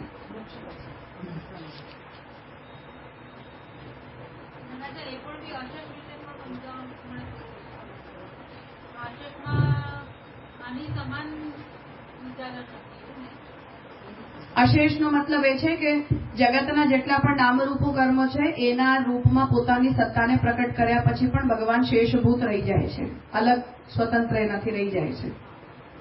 વિશેષ એટલે કે એ બધા નામરૂપ કર્મોમાં પણ ભગવાનની સત્તા છતાં પણ પ્રકટ થાય છે. અને માયા નિષેધ એટલે માયા દ્વારા જે મિથ્યા સત્તાનો સત્સત્તાનો નિષેધ થઈને મિથ્યા સત્તાની સિદ્ધિ થાય છે, એવી પણ સત્તા રૂપતાને ભગવાન પોતાનામાં જ ધારણ કરે છે.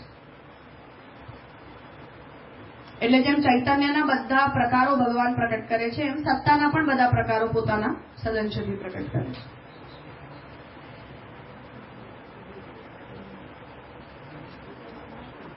એટલે તાત્પર્ય એ છે કે પ્રસાદ અને દયા જે બે બતાવ્યા એમાં પૂર્વ પક્ષી એવું કહેવા માંગી રહ્યો છે કે ભક્તિના જેટલા પણ સાધનો છે એ બધા સાધનોનું અનુસરણ કરવામાં પણ જીવની યોગ્યતા આવે કે મુક્તિના સાધનોમાં પણ યોગ્યતા આવે, એ બંને કેસમાં સામાન્ય અનુગ્રહની તો બંનેને જરૂર હોય જ છે.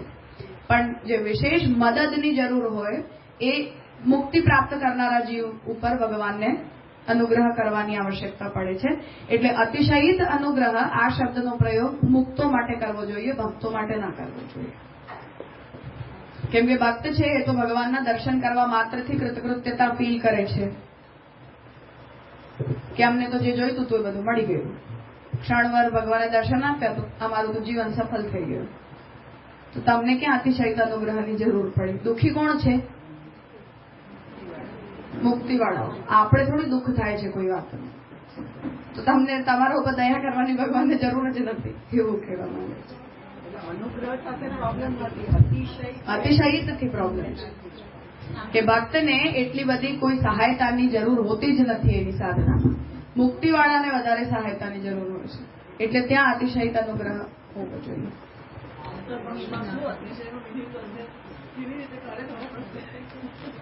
જૂનમાં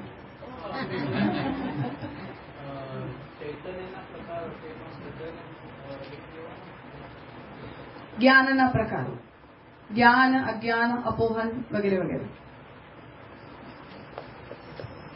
અનુગ્રહની જરૂર છે એની વગરની ભક્તિ પોસિબલ. નહીં, એવું નથી કહેતા.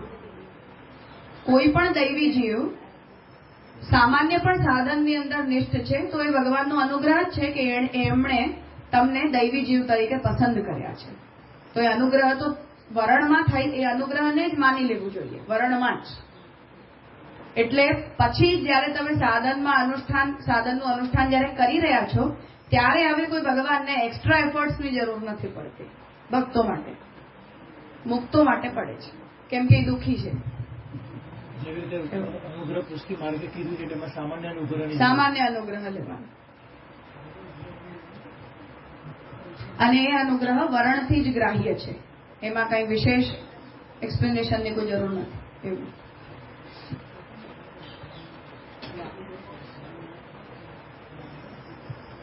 ઠીક છે.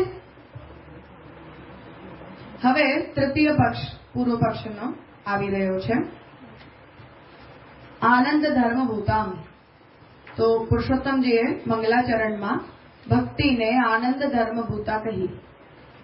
એના ઉપર પૂર્વ પક્ષ જે છે એ આવી રહ્યો છે કે આનંદ ધર્મ ભૂતા ભક્તિ નથી. તેને કહી રહ્યા છે કે કિંચ મૂળમાં ભક્તિર્હિ સ્નેહ રૂપત્વેન ભવતામ અભિમતા, કે ભક્તિ રસત્વવાદની અંદર આપણે જોયું કે ભક્તિનો સ્થાયી ભાવ સ્નેહ છે. તો એને કહી રહ્યા છે કે ભક્તિર્હિ સ્નેહ રૂપત્વેન, ભક્તિ તો તમને સ્નેહના રૂપમાં અભિમત છે, સ્વીકાર્ય છે. તો ભક્તિર્હિ સ્નેહ રૂપત્વેન ભવતામ, તમને લોકોને અભિમતા સ્વીકારાયેલી, તમારા દ્વારા જ સ્નેહના રૂપમાં સ્વીકારાયેલી છે. કેમ કે સ્નેહ એ પુષ્ટિ ભક્તિનો સ્થાયી ભાવ છે, ભક્તિ રસનો સ્થાયી ભાવ છે, એવું ભક્તિ રસત્વવાદમાં પુરુષોત્તમજીએ આજ્ઞા કરી. તસ્ય ચ મતલબ સ્નેહ ચ, સ્નેહ જે છે એ મનોધર્મત્વમેવ. હવે એ સ્નેહ તો ન્યાયમાં મનનો ધર્મ તરીકે સ્વીકારાયેલો છે. તો તસ્ય ચ મનોધર્મત્વમેવ ભાવરૂપત્વાત સિદ્ધમ, કેમ કે સ્નેહ એક પ્રકારનો ભાવ છે, એક પ્રકારનું ઇમોશન છે. અને જેટલા પણ ઇમોશન છે એ બધા ઇમોશન્સનું સ્થાન મન છે. તો એને કહી રહ્યા છે કે તસ્ય ચ મનોધર્મત્વમેવ ભાવરૂપત્વાત. તો સ્નેહ જે છે એ મનનો ધર્મ છે, કેમ કે એ એક પ્રકારનો ભાવ છે, એટલે ભાવરૂપત્વાત સિદ્ધમ, તો એ સિદ્ધ છે. ઇતિ દૂર નિરસ્તમ. હવે તમે પોતાની જ વાતને તો કેન્સલ કરી નથી શકવાના કે ના ના અમે ભક્તિને સ્નેહ રૂપા નથી માનતા. આ વાત તો તમે સિદ્ધ કરીને આવી ચૂકેલા છો. એના કારણે એની આનંદ ધર્મ રૂપતાનો તો સ્વીકાર કોઈ રીતે કરી જ ના શકાય. તો સ્નેહ જો ભક્તિ રસનો સ્થાયી ભાવ છે એવું તમે કહી રહ્યા છો, તો એવું કહેવાથી એ સ્નેહ મનનો ધર્મ હોવાને કારણે ભક્તિ પણ મનના ધર્મ તરીકે સિદ્ધ થઈ. એની અંદર આનંદ ધર્મ ભૂતતાનો સ્વીકાર કરી ના શકાય. આ તૃતીય પૂર્વ પક્ષ છે.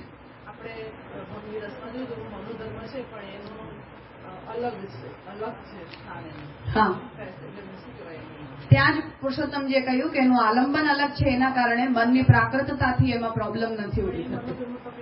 હા, તો પૂર્વ પક્ષી અહીંયા આગળના ગ્રંથથી આપત્તિ લાવી રહ્યો છે કે સ્નેહ જે છે એ તમારી ભક્તિ રસનો સ્થાયી ભાવ છે. એના કારણે ભાવ જે છે એ મનોસ્થાનીય છે, ભાવ બધા મનમાં રહે છે. એના કારણે ભક્તિ પણ મનનો ધર્મ છે એવું સિદ્ધ થાય છે, જેના કારણે તમે ભક્તિને આનંદ ધર્મ ભૂતા કહી નથી શકતા. આવું પૂર્વ પક્ષીની ત્રીજી આર્ગ્યુમેન્ટ છે. ઠીક છે. હવે શ્યામકાકાજીના વિવેચનમાં જોઈએ. અથ ઇદાની મંગલાચરણે પ્રતિપાદિતમ ભક્તેઃ આનંદ ધર્મત્વ રૂપમ તૃતીયમ ગુણમ પૂર્વ પક્ષી નિરાકર્તુમ ચેષ્ટતે.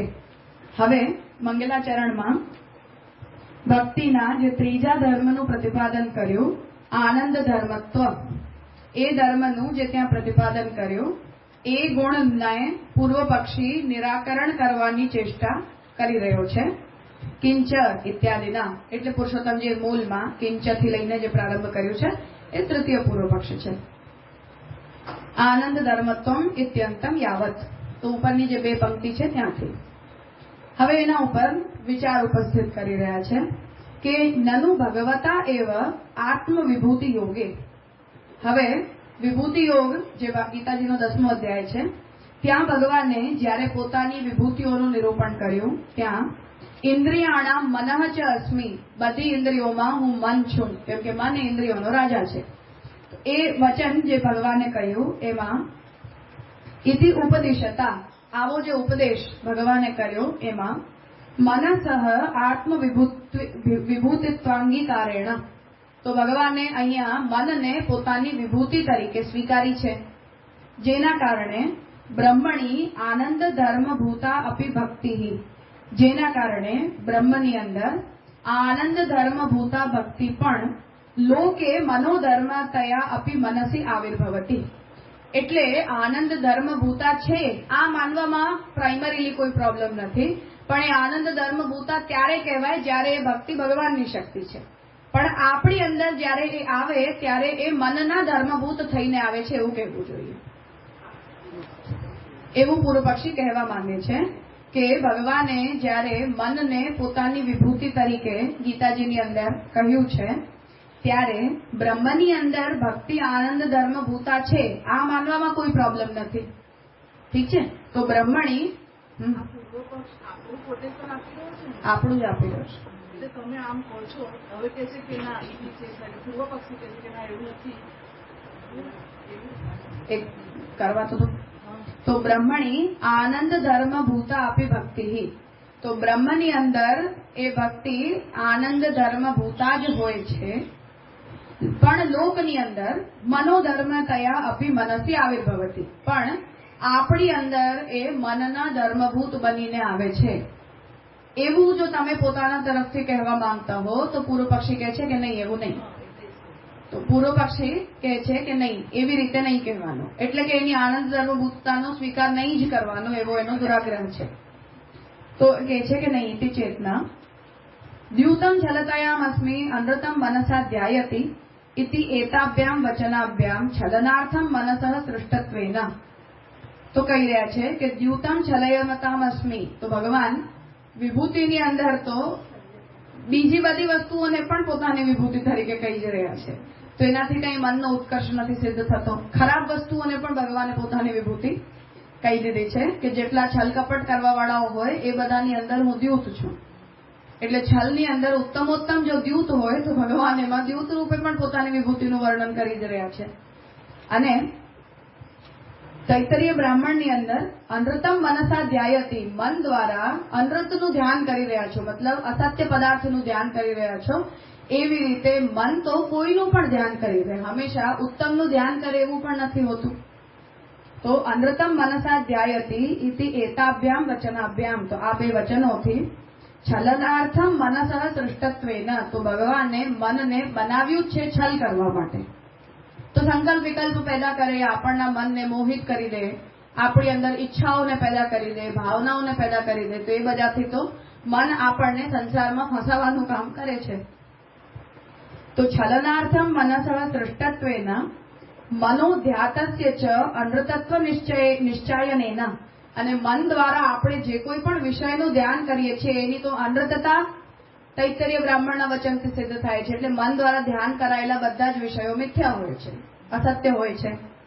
આવો પણ નિશ્ચય થયેલો હોવાથી બ્રહ્મ ધર્મત્વ અસંભવાત, એટલે મનની અંદર તો બ્રહ્મ ધર્મત્વનો સ્વીકાર ન કરી શકાય. જે આપણે શરૂ કર્યું કે ભગવાને મનને પોતાની વિભૂતિ કહી, એટલે આપણે મનનો ઉત્કર્ષ બતાવવા માટે વચનનો ઉપયોગ કર્યો. તો પૂર્વ પક્ષી કહી રહ્યો છે કે નહીં, મનની અંદર તો બ્રહ્મ ધર્મત્વનો સ્વીકાર ના થઈ શકે, કેમ કે અન્ય વચનો જે છે એ મનને ખરાબ રીતે પોર્ટ્રે કરી રહ્યા છે. અતએવ બ્રહ્મણ આનંદસ્ય યતો વાચો નિવર્તન્તે અપ્રાપ્ય મનસા સહ આનંદમ બ્રહ્મણો વિદ્વાન ન બિભેતિ કદાચન ઇતિ.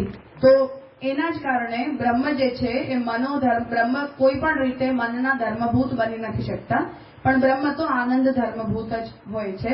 જે વાત યતો વાચો નિવર્તન્તે, જ્યાંથી વાણી પાછી આવી જાય, મન દ્વારા જેને પ્રાપ્ત ના કરી શકાય, એવા આનંદરૂપ બ્રહ્મને જાણીને વિદ્વાનને કોઈનો પણ ભય રહી જતો નથી.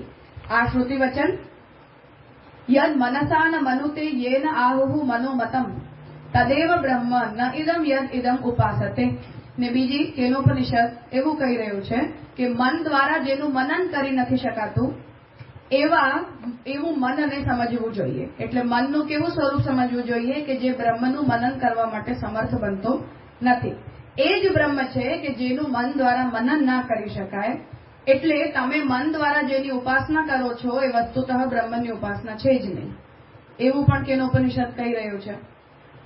ઇતિ યદા મનસા સહ બુદ્ધિ ચ ન વિચેષ્ટતિ તમ આહુઃ પરમામ ગતિમ. અને હવે ત્રીજું શ્રુતિ વચન એવું કહી રહ્યું છે કે મનસા સહ બુદ્ધિ ચ, મનની સહિત બુદ્ધિ જેની અંદર ચેષ્ટા કરવા માટે સક્ષમ નથી, એવી પરમ ગતિની હું વાત કરવા જઈ રહ્યો છું. એટલે બ્રહ્મની જે ગતિ છે એની અંદર મન અને બુદ્ધિની ચેષ્ટા થઈ શકતી નથી. આવું ત્રીજું શ્રુતિ વચન છે. ઇત્યાદિ વચનેશુ મનસા અપ્રાપ્યત્વ શ્રાવણાત ચ. તો આ બધાથી તો મન દ્વારા બ્રહ્મ પ્રાપ્ત થઈ જ શકતું નથી એવું કહેવાયેલું છે. તો એનો તાત્પર્ય છે કે હવે આનંદ ધર્મભૂતા તો કહી નથી શકતા, મન ધર્મભૂતા નથી કહી શકતા, કેમ કે મનના ધર્મભૂત ભક્તિ છે એવું તમે કહેશો તો બ્રહ્મ ભક્તિ દ્વારા અપ્રાપ્ય સિદ્ધ થશે. સમજાયું? તો આપણે પહેલી પૂર્વ પક્ષીને કન્વિન્સ કરવા માટે એવો અર્થ વિચાર્યો કે ભક્તિને આનંદ ધર્મભૂતા બ્રહ્મની અંદર માનવાની અને એ આપણી અંદર મનના ધર્મભૂત થઈને આવે છે એવું માનવાથી આપણો પક્ષ સોલ્વ થઈ જાય કે આપણે જો સ્નેહને ભક્તિના સ્થાયી ભાવ તરીકે સ્વીકારીએ અને સ્નેહ જો એ મનનો ભાવ હોય તો એ પ્રોબ્લેમ સોલ્વ થઈ જાય કે નહીં, એના દ્વારા થઈ શકે છે. જેના પર પૂર્વ પક્ષીએ સ્પષ્ટ કરી દીધું કે શાસ્ત્ર તો એવું કહે છે કે મન દ્વારા બ્રહ્મની પ્રાપ્તિ સંભવ જ નથી. એના કારણે મનની અંદર રહેલો કોઈ પણ ભાવ એ બ્રહ્મને પ્રાપ્ત કરાવી શકનારો છે નહીં. આ કેસમાં હવે જો સ્નેહ એ ભક્તિનો સ્થાયી ભાવ હોય અને જો એ જ સ્નેહ મનનો ધર્મ હોય તો એનો મતલબ છે કે આ પ્રકારની ભક્તિ જેનો સ્થાયી ભાવ સ્નેહ હોય, જે મનની અંદર રહેનારો હોય, એના દ્વારા ભગવાન મળે નહીં. એનો પોઈન્ટ જસ્ટિફાય કરો છો કે નેગેટ કરો છો?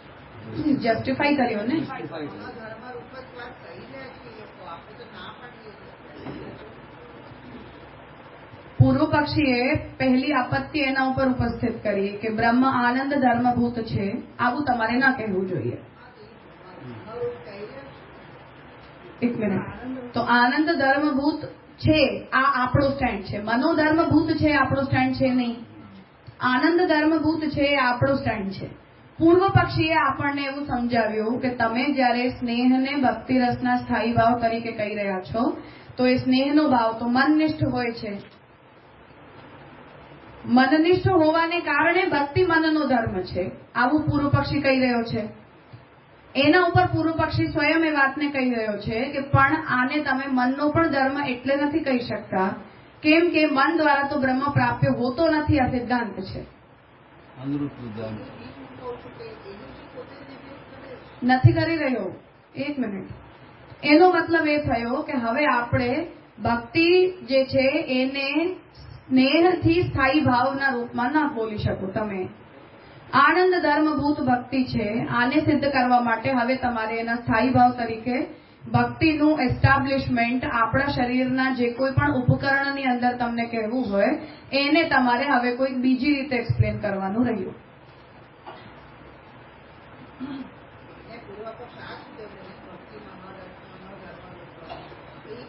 એ પૂર્વ પક્ષીનો સ્ટેન્ડ નથી. આપણે એને સોલ્યુશન આપવા માટે એક સજેશન આપ્યું હતું. હા, તો પૂર્વ પક્ષી એટલે જે કહી રહ્યો છે કે ભક્તિ દ્વારા ભગવાન મળતા નથી. આ તો ભક્તિરસથી જ કન્ટિન્યુ થઈ રહી છે ને એની આર્ગ્યુમેન્ટ. આપણે હરિભક્તિમ જે વિશેષ્ય આપ્યું છે એનું રિપ્લેસમેન્ટ તમે મુક્તિથી કરો. આ પૂર્વ પક્ષીનો પહેલો સ્ટેન્ડ છે. એટલે કે ભગવાન મુક્તિથી પ્રાપ્ય હોય છે, ભક્તિથી પ્રાપ્ય હોતા નથી. શંકરાચાર્યજી છે ને પૂર્વ પક્ષી આપણા તો ઓલવેઝ. તો શંકરાચાર્યજી એ કહી રહ્યા છે કે ઉપાસના સગુણ હોય છે, સ્વભાવતઃ સગુણ હોય છે, જેના કારણે બ્રહ્મ પ્રાપક સાધન એ છે નહીં. એટલે કર્મ અને ઉપાસના દ્વારા જ્ઞાન સિદ્ધ થાય અને જ્ઞાનથી ભગવાન મળે, આવો પૂર્વ પક્ષીનો આગ્રહ છે. જેના કારણે પૂર્વ પક્ષીએ જ્યારે આપણે એવું કહ્યું કે ભક્તિની અંદર આનંદ ધર્મ રૂપતા છે, એનો મતલબ એ છે કે ભક્તિની અંદર પુરુષોત્તમ પ્રાપ્તિની યોગ્યતા છે અને એ જ ભક્તિનો ઉત્કર્ષ છે. મુક્તિ કરતા પણ વિશેષ કે મુક્તિ કરતા ઉત્તમ ફલ આપણને ભક્તિ પ્રદાન કરી શકે છે. જેના ઉપર પૂર્વ પક્ષીએ આર્ગ્યુમેન્ટ કરવા માંગી રહ્યો છે કે પહેલી વાત તો એ છે કે આની અંદર આનંદ ધર્મભૂતતા જો હોય તો તમારે સ્નેહને સ્થાયી ભાવ કહેવો ના જોઈએ. હવે તમે પોતાના સ્થાયી ભાવ તરીકે પહેલા તો કોઈક બીજો ભાવ લઈને આવો, પછી એ ભાવનું એસ્ટાબ્લિશમેન્ટ તમે ક્યાં કરશો એ અમને બતાવો, જેનાથી આ બધી આપત્તિઓ ત્યાં ઉપસ્થિત ના થાય. જો તમે મનનો ધર્મ સ્વીકારવા માટે તૈયાર થાવ છો તો તમારા ઉપર આક્ષેપ છે. આ પૂર્વ પક્ષ છે.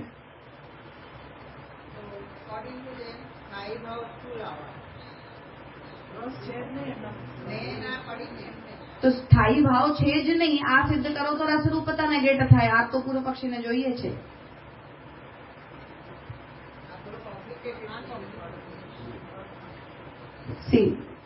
ફરીથી સમજો. પહેલી પ્રોબ્લેમ આપણી એ છે કે આપણે ભક્તિને જ્યારે આનંદ ધર્મભૂત કહેવા માંગી રહ્યા છીએ, હવે એ આનંદ ધર્મભૂતતા આપણી અંદરથી રોહિત છે. આપણી પાસે આનંદને ફીલ કરવાનું કે આનંદ ધર્મને ધારણ કરવા માટેનું કોઈ ઇન્સ્ટ્રુમેન્ટ અવેલેબલ જ નથી. આપણી પાસે સત્તા અને ચૈતન્યને ધારણ કરવાના ઇન્સ્ટ્રુમેન્ટ્સ છે, નામ અને રૂપ અને કર્મ ત્રણે. આમાં આનંદ ધર્મભૂતતા તો કેવલ બ્રહ્મની પાસે છે, આપણા કોઈની પાસે અવેલેબલ જ નથી. તો એના અનુભવ કરવાની યોગ્યતા જ આપણી અંદર છે નહીં. હવે એવી યોગ્યતા જો આપણી અંદર છે નહીં તો એવો કોઈ પણ ઉપકરણ તમને પ્રોવાઈડ કરી ના શકાય. પહેલી વાત, એવો ઉપકરણનું વિશેષણ તમે ભક્તિને આપી રહ્યા છો કે નહીં, અમે જે ભક્તિની વાત કરી રહ્યા છીએ ભક્તિ તો આનંદ ધર્મભૂતા છે, એ જ ભક્તિનો ઉત્કર્ષ છે, કેમ કે આનંદ ધર્મભૂતા હોવાને કારણે પુરુષોત્તમ પ્રાપિકા છે. અન્ય બધી મુક્તિ મુક્તિ તો જેટલું પણ છે એ બધું અલ્પાનંદ છે, ગણિતાનંદ છે. પૂર્ણાનંદ મુક્તિની અંદર પ્રાપ્ત થતું જ નથી, મુક્તિના દાયરા બહારની વાત છે.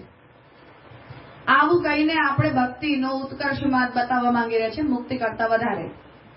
જેના ઉપર પૂર્વ પક્ષી એવું કહેવા માંગી રહ્યો છે કે નહીં, આવું તો બોલી ના શકો તમે, કેમ કે જે સ્નેહને તમે સ્થાયી ભાવ તરીકે સિદ્ધ કરીને આવ્યા છો ઓલરેડી, એ મનનો ધર્મ છે અને મન દ્વારા તો ભગવાન પડતા નથી.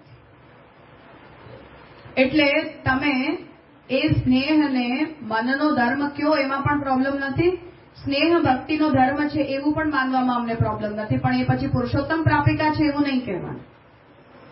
એ જે આક્ષેપ તમે મુક્તિવાળા ઉપર નાખવા માંગો છો કે તમારા બધા સાધનો સગુણ છે એટલે મુક્તિ જેટલી પણ મળે છે એ બધી સગુણ મુક્તિ મળે છે, આ આક્ષેપ તમારા ઉપર છે. પહેલો કે સ્નેહનો ભાવ સ્થાયી ભાવ છે, એ મનનું ઉપકરણ છે, મન બ્રહ્મ પ્રાપક તત્વ નથી, એના કારણે હવે તમારી ભક્તિ પણ તમને સગુણ જ ફલ અપાવી શકે છે એવું તમારે માનવું જોઈએ.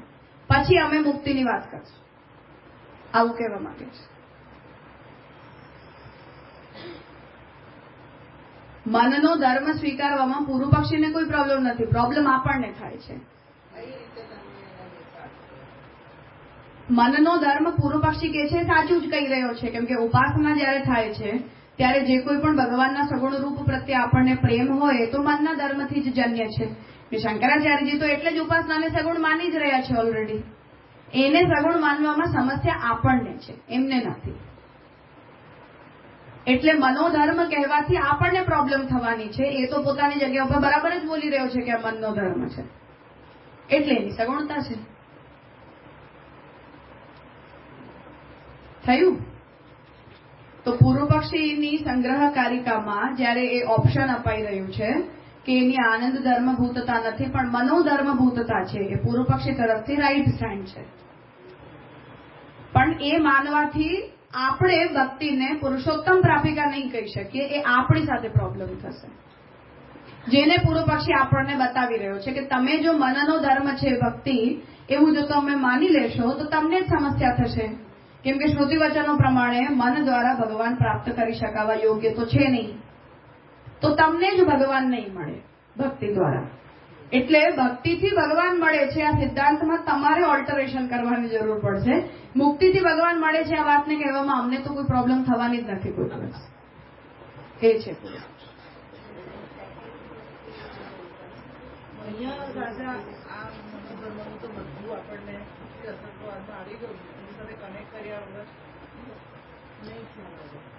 અસત્વવાદમાં મનોધર્મ સમજાયું ને, સ્નેહ અલગ છે, મનોધર્મ છે અહીં અલગ છે. પહેલા પૂર્વ પક્ષ કેવી રીતે ચાલે છે એ મુક્તિની અભિલાષા કઈ એમાં સમજાય, અતિશય અનુગ્રહ પર એ આવ્યા. થર્ડમાં પછી આખું અલગ ટાઈપનું આનંદ ધર્મ સમજાય છે. આ તો તમને એમાં બી પ્રોબ્લેમ છે એવું બધું આપણને જયારે ભક્તિ રચનામાં એટલે પૂર્વ પક્ષી આપણને કહી રહ્યો છે કે મનનો ધર્મ અમે તો માની જ લઈએ છીએ, અને મનનો ધર્મ અમે જયારે માની રહ્યા છીએ તો અમારો તો એ જ સિદ્ધાંત છે કે ભક્તિ દ્વારા તો ભગવાન મળતા નથી, કેમ કે ઉપાસનામાં તો સગુણ બ્રહ્મ ઉપાસ્ય હોય છે, નિર્ગુણ બ્રહ્મની ઉપાસના કેવી રીતે થાય? તો એ સિદ્ધાંત તો શંકરાચાર્યજીને માન્ય જ છે. એટલે મનોધર્મ કહેવામાં શંકરાચાર્યજીને કોઈ સમસ્યા જ નથી. મનોધર્મ માની લેવાથી સમસ્યા આપણને થવાની છે. આ કહેશે પણ તમે જે કહેતા હતા કે મનોધર્મ તો પૂર્વ પક્ષી માની રહ્યો છે, તો માની જ રહ્યો છે, પણ મનોધર્મ કહેવામાં પ્રોબ્લેમ આપણને છે એટલે આપણું પૂર્વ પક્ષી બનીને આવે છે. કેમ કે મનનો ધર્મ કહેવાથી પૂર્વ પક્ષી આપણને વચન દેખાડી ગયો કે શાસ્ત્ર કહે છે કે મન દ્વારા ભગવાન મળતા નથી. આનંદ ગુણ તમે નેગ્લેક્ટ કરો ને એમાં શું ઇસ્યુ છે? સમજા એટલે આ માનવી કે પૂર્વ પક્ષ આપણને એમાં ખંડન કરે ને આનંદ ધર્મભૂત કેમ નથી? તો આનંદ ધર્મભૂત હોઈ નથી શકતું કેમ કે તમારી ભક્તિ રસનો સ્થાયી ભાવ સ્નેહ છે તો તમે સ્વીકાર્યું છે ને ઓલરેડી. ત્યાંથી પ્રોબ્લેમ ઊભી થઈ કે સ્નેહ જો ભક્તિ રસનો સ્થાયી ભાવ છે અને સ્નેહનો જે ઇમોશન છે એને પેદા કરવું એ મનનું કામ છે. તો આ ટુ બી પ્રીસપોઝડ છે કે તમે સ્નેહને મનનો ભાવ માનીને ચાલી રહ્યા છો અને હવે એ મનના ભાવરૂપ સ્નેહના ઉપકરણથી જે ભક્તિ પુષ્ટ થાય છે, સ્થાયી થાય છે, એ ભક્તિની અંદર હવે તમે અચાનકથી આનંદ ધર્મભૂતતા લાવી દીધું. સ્નેહથી આનંદ ધર્મ નહીં પોસિબલ છે. ના થાય ને. સ્નેહનો ભાવ મન પેદા કરે. મન પ્રાકૃત છે. મને તમે છે ને ઉત્તર પક્ષ કહી દો. નહીં, એવું કે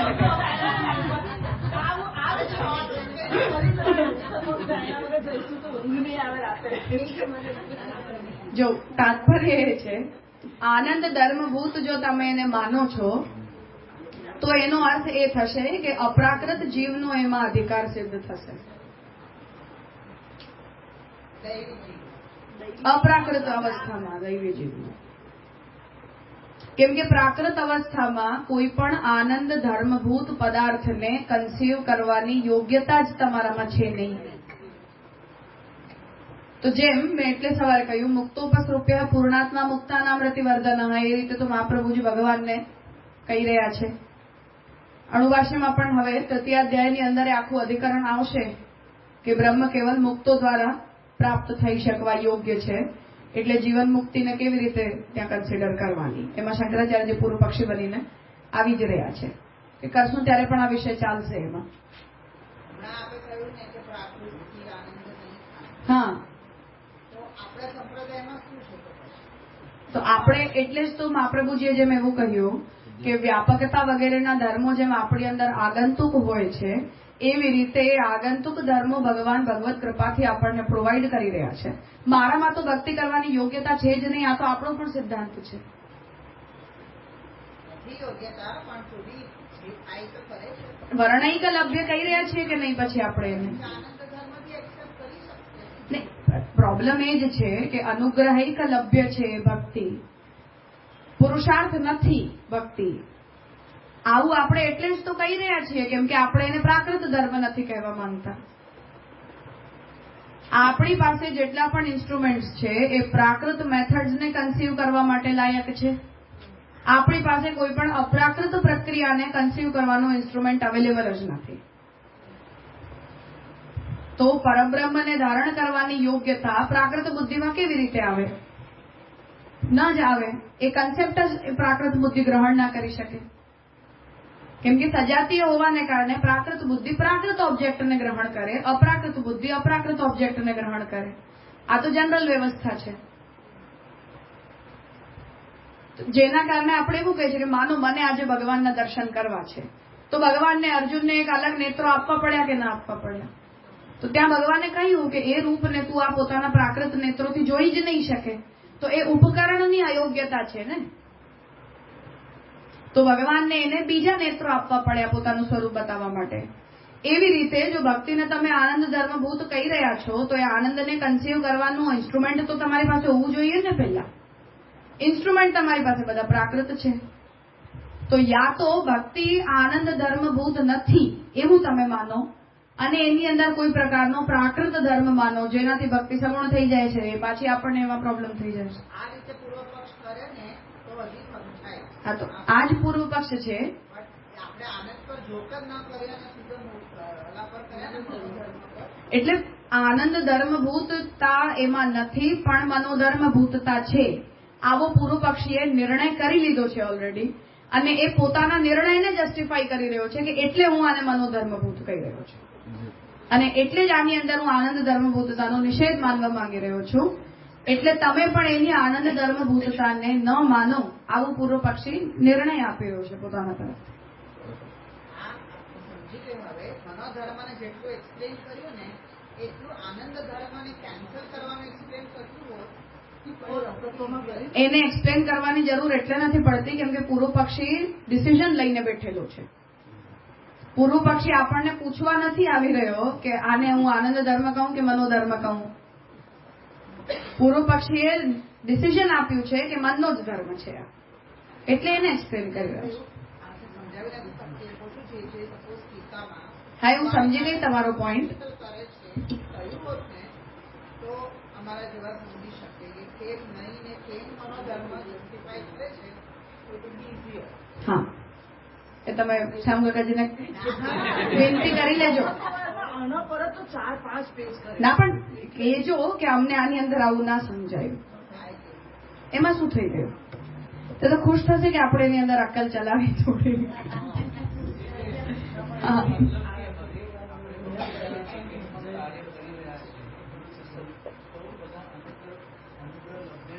હા,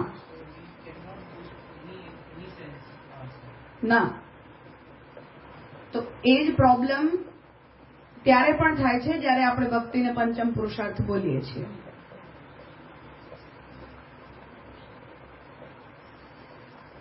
ભક્તિ ઉપર જે કોન્ફરન્સ થઈ હતી ત્યાં મધ્વવાળા આવ્યા હતા, એમને આ પોઈન્ટ ઉપર બહુ જ પ્રોબ્લેમ થઈ ગઈ બંને તરફથી, મહાપ્રભુજી તરફથી પણ અને ચૈતન્ય પણ ભક્તિને પંચમ પુરુષાર્થ માને છે.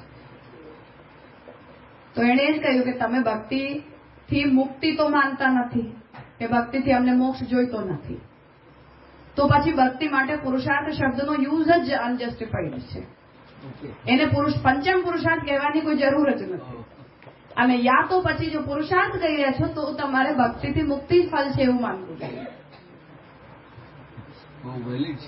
હા, એમાં સત્યનારાયણ દાસજીનું પેપર હતું, સાંભળી લેજો. એમાં એમણે આર્ગ્યુમેન્ટ કરી છે કે યા તો એને પંચમ પુરુષાર્થ કહેવાનો નહીં કેમ કે પુરુષાર્થનો મતલબ જ સાધનથી ફલ સિદ્ધિ છે. હવે એક બાજુ આપણે ભક્તિને સ્વતઃ ફલ કહી રહ્યા છીએ અને બીજી બાજુ એને પંચમ પુરુષાર્થ કહી રહ્યા છીએ, તે પોતાની અંદર જ પ્રોબ્લેમ ક્રિએટ કરે છે. જેના કારણે એવું કહ્યા પછી પણ મહાપ્રભુજી એવું કહે છે કે નહીં, તનુવ્યત જાણે સાધન રૂપા કહેવાની, માનસીને ફલ રૂપા કહેવાની. હવે આવું ડિસ્ટિંગ્યુશન કર્યા છતાં પણ આપણે ઓલવેઝ એવું કહીએ કે નહીં, તનુવ્યત જા પણ પોતાનામાં તો ફલાત્મક જ હોય છે પ્રક્રિયા, આપણે એમાં ફલાનુભૂતિ કરતા નથી. તો અધિકાર ઉપર એ વાત જાય છે, સ્વરૂપતઃ ભક્તિ પુરુષાર્થ છે જ નહીં. અધિકાર અનુસાર કહેવું જોઈએ, કન્સેપ્ચ્યુઅલી ના કહેવું જોઈએ. એટલે કે મને અત્યારે મને જે ભક્તિ મળી છે એ ફલ મળી ગયું છે એવું મને અનુભૂત નથી થઈ રહ્યું, એના કારણે અત્યારે જે હું કરી રહી છું એ ભક્તિને મારે પુરુષાર્થ રૂપા જ કહેવી જોઈએ.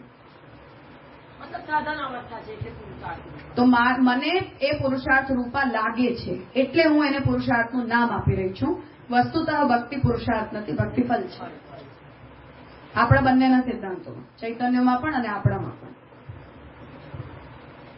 એના ઉપર એમણે બહુ લાંબુ ચલાવ્યું હતું. રામાનુજ અને મધ્વ બંનેને સમસ્યા થઈ ગયા ટાઇટલથી કે એને પંચમ પુરુષાર્થ કહેવાય જ નહીં. તો પુરુષાર્થ હોય તો એ મુક્તિ પ્રાપક હોય, કેમ કે એમને ત્યાં ભક્તિ મુક્તિ અર્થ છે. આપણે પાછું એમાં કોલર અપ કરીએ કે નહીં, મુક્તિ તો અમને જોઈતી જ નથી, તો પછી ભક્તિને પુરુષાર્થ જ ના કહી શકાય, એવી આર્ગ્યુમેન્ટ હતી એમને. અહીંયા પણ આ સેમ પ્રોબ્લેમ છે. સ્ટેન્ડ આ જ આવ્યો કે આપણા અધિકાર ન્યૂનાધિકારને કારણે આપણે એને પુરુષાર્થ રૂપા કન્સિડર કરીએ છીએ. સ્વભાવતઃ ભક્તિ આપણે ત્યાં પુરુષાર્થ છે જ નહીં. હા, તો કોઈ પ્રોબ્લેમ નહીં ને પછી. પ્રોસિજર કહી શકીએ પુરુષાર્થ એટલે આ પ્રોસિજર જે છે એટલે સાધના જે આપણા steps છે એને પુરુષાર્થ રૂપા કહી રહ્યા છો અધિકાર અનુસાર. હા, એટલે આપણે જે પ્રવૃત્તિ કોઈ ફલને પ્રાપ્ત કરવા માટે કરતા હોઈએ ડેફિનેશન પ્રમાણે એને પુરુષાર્થ કહેવાય. હવે આપણો સિદ્ધાંત તો એ છે કે ભક્તિ પોતાનામાં ફલ છે, ભક્તિથી આપણને કોઈ ફલ જોઈતું નથી, તોય ભક્તિ પુરુષાર્થ થઈ ગઈ. પંચમ નહીં કહેતા. હા, એટલે એને પુરુષાર્થ સાથે એસોસિએટ નહીં કરવાની એવો એમનો આગ્રહ હતો કે તમે પુરુષાર્થની કન્સેપ્ટથી એને અલગ કરો, એને અલગ રાખો, તો તમારી વાત બરાબર સિદ્ધ થાય. પણ પુરુષાર્થના કન્સેપ્ટમાં ઘુસાડો અને પુરુષાર્થની ડેફિનેશન માનો પણ નહીં, તો ના ચાલે.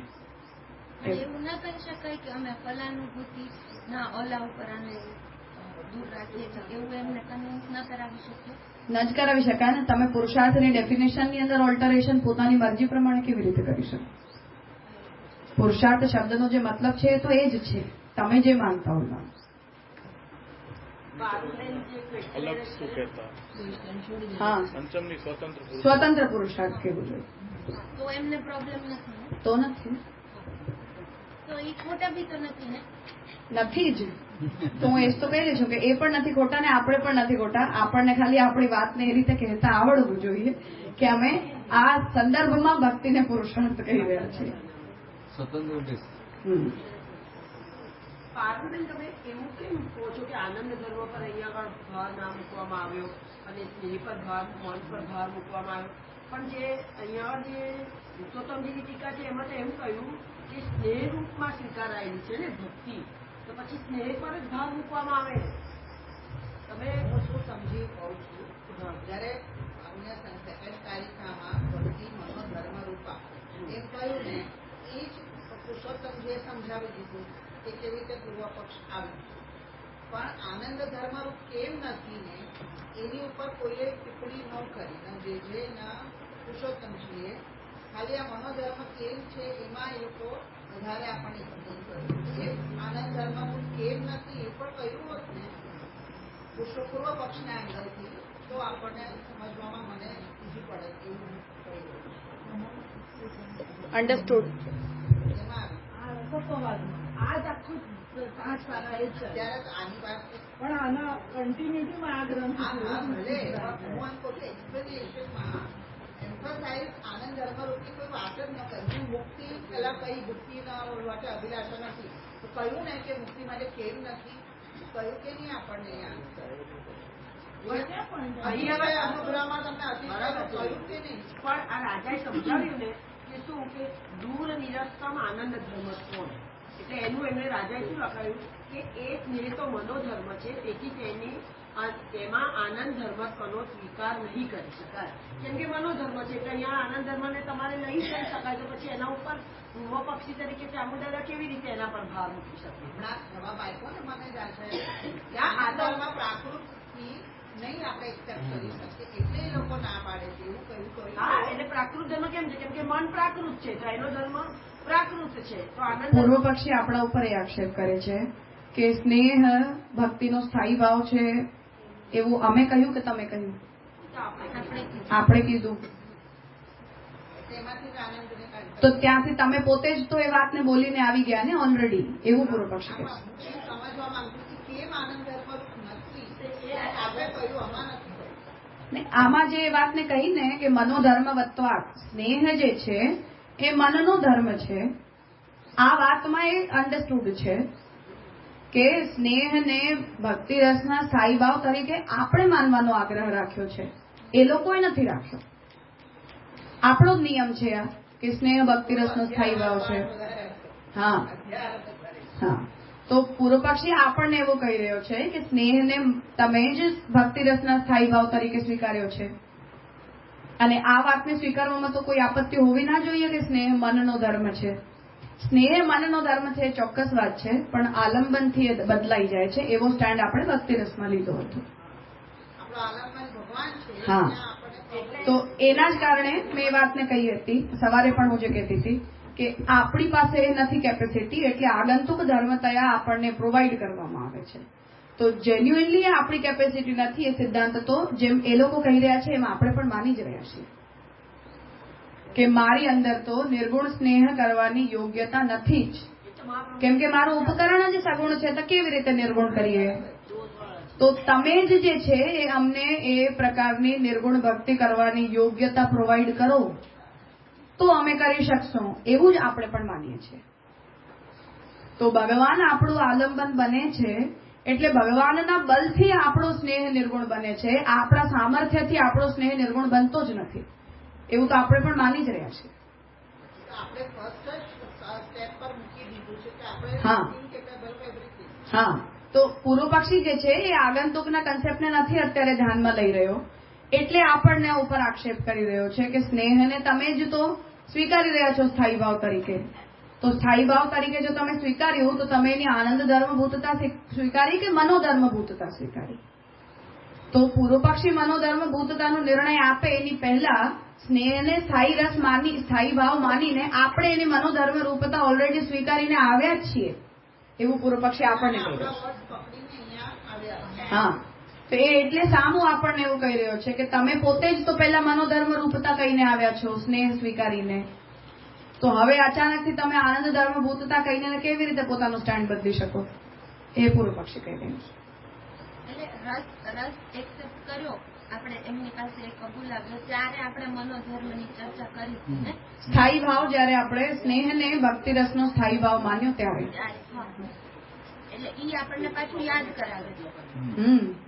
એટલે એ કહી રહ્યો છે કે તમે જ તો એને મનોધર્મ માનીને બેઠા છો, તો હવે તમારે એને મનોધર્મ કહેવું જોઈએ કે આનંદ ધર્મ કહેવું જોઈએ?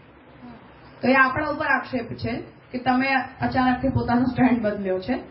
મનોધર્મ કહેવું એ અમારું પ્રપોઝલ હોવાના પહેલા તમારો પોતાનો જ નિર્ણય છે એવું કહી રહ્યો છે. ભગવાન થયા છે તો પછી તો વાંધો નથી ને. ભાઈ, એ તો આપણો જવાબ થઈ ગયો ને. અત્યારે જવાબ નથી આપી રહ્યા આપણે, પણ પૂર્વ પક્ષી તરફથી તો આપણા ઉપર એ જ આક્ષેપ છે કે સ્નેહ મનનો ધર્મ છે, એના કારણે આ બધી પ્રોબ્લેમ ઉભી થઈ રહી છે. ઠીક છે, તો તૃતીય પક્ષ સ્પષ્ટ છે. હવે ચોથો પક્ષ લાવી રહ્યા છે.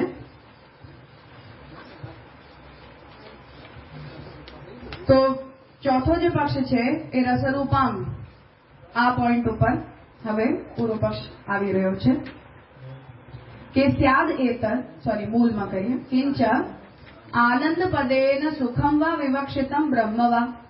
રાજા આ પતિ નથી ગયું ને, કારણ કે અહીંયા ટીકામાં ગઢ દેખતું છે નીચેનો પેરેગ્રાફ. અથવા ઈદાની મંગલાચરે પ્રતિપાદ્ય. ના, એ તો કરી લીધું ને આપણે, ઘ થી કરવાનું છે, પણ પેલું મૂળ કરીએ છીએ. સ્યાદ એતત થઈ ગયો ને, એક તો કર્યું આપણે મન વાળું.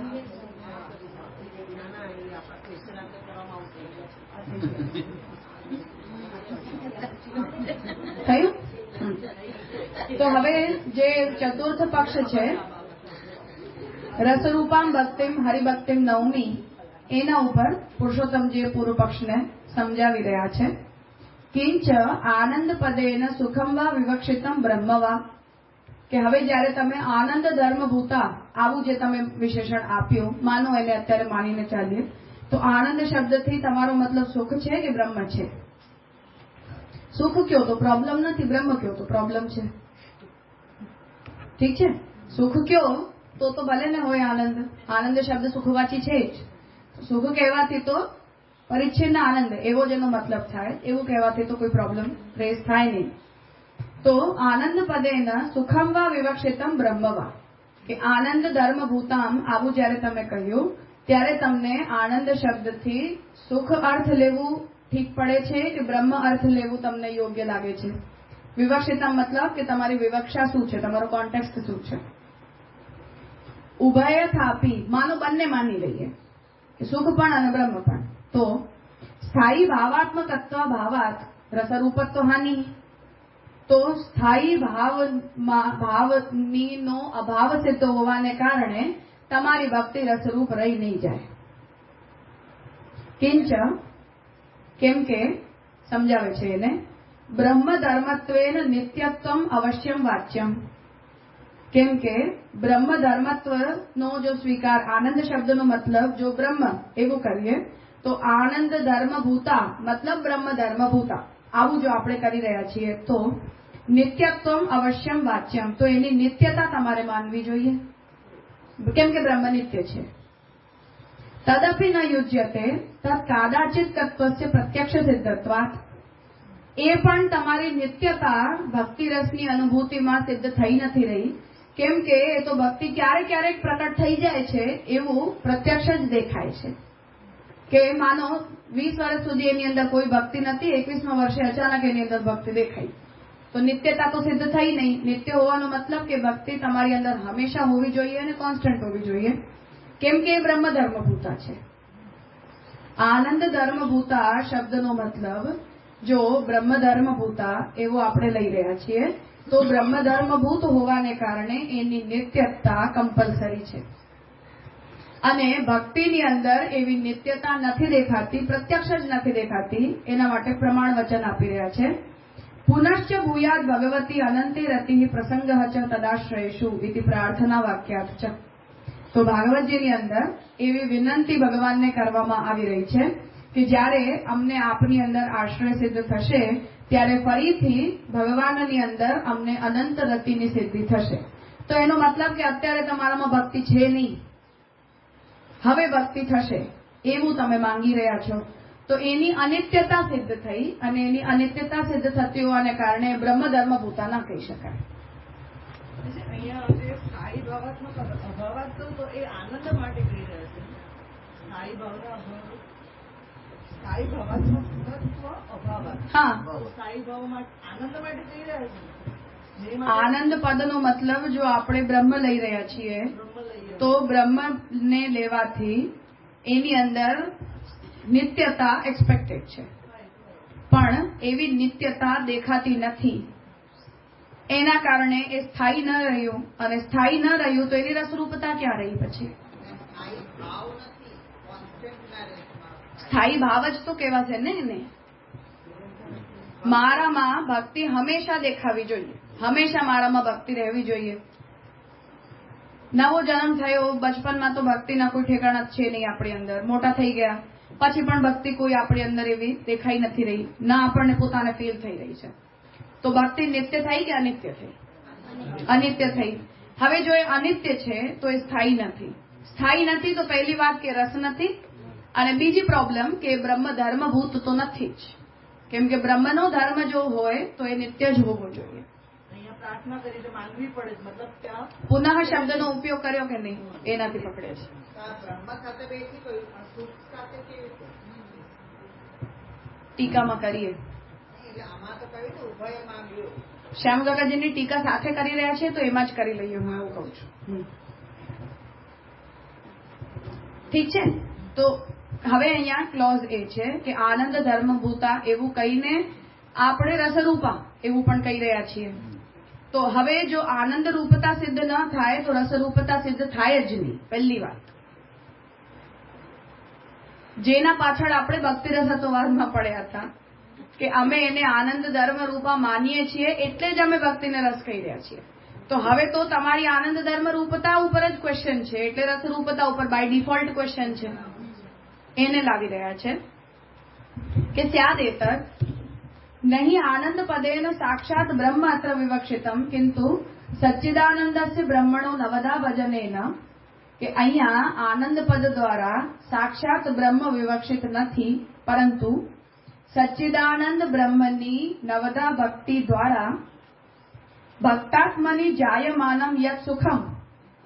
કે મેં ભગવાનની નવદા ભક્તિની ક્રિયા કરી, બ્રહ્મ પ્રત્યે મેં નવદા ભક્તિ કરી, એ નવદા ભક્તિ દ્વારા ભક્તની આત્મામાં જે સુખ જનરેટ થાય, મને સારું લાગ્યું કરીને, ઠીક છે, તો એ જે મને સુખ પ્રકટ થયું, જાયમાનમ યત સુખમ તદેવ તત્ પ્રકાર વિશેષોવા ભક્તિ. આ સુખ જ ભક્તિ છે. ઠીક છે. મેં ભગવાનની નવદા ભક્તિ કરી ને નવદા ભક્તિ કરીને મને પ્રસન્નતા લાગી, સારું લાગ્યું. આ જે તમને સારું લાગ્યું એ સુખના પ્રકાર વિશેષને જ ભક્તિ કહેવાય છે. આવી એક પોસિબિલિટી વિચારો. પૂર્વ પક્ષ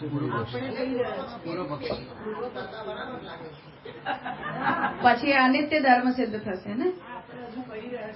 મનનો ધર્મ તમે માની લો તો મનની અનિત્યતાને કારણે ભક્તિની પણ અનિત્યતા સિદ્ધ થઈ જશે. એવું આપણે કેવી રીતે માની શકીએ? હા, હું એને જ કહી રહી છું કે નવદા ભક્તિથી જે સુખ જનરેટ થાય છે, સુખ સ્થાન ક્યાં છે? મન જ તો તમને સુખની અનુભૂતિ કરાવશે. તો જો તમે એને મનસ્થે સ્થાનીય માનો છો તો એની અનિત્યતા સિદ્ધ થઈ ગઈ ને. એવું આપણે થોડી માની શકીએ. તો તત્ પ્રકાર વિશેષોવા ભક્તિ ઇતિવા.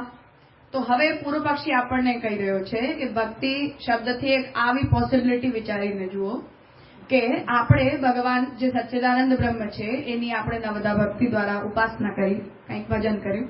એ ભજનથી આપણને જે સુખની અનુભૂતિ થઈ એ સુખાનુભૂતિને જ પ્રકાર વિશેષથી ભક્તિ કહેવામાં આવે છે એવું આપણે માનીએ. તચ્ચ સુખમ ઇતર ઈચ્છા અનધીન ઈચ્છા વિષયીભૂતો વા અનુકૂલતયા વેદનીયો વા જીવાત્મ ગુણ એવ. હવે ન્યાય આ વાતને કહી રહ્યો છે કે સુખનો મતલબ શું? તો સુખની એક સામાન્ય પરિભાષા છે કે જેની અંદર પણ તમને આનુકૂલ્યની પ્રતીતિ થાય સુખ કહેવાય.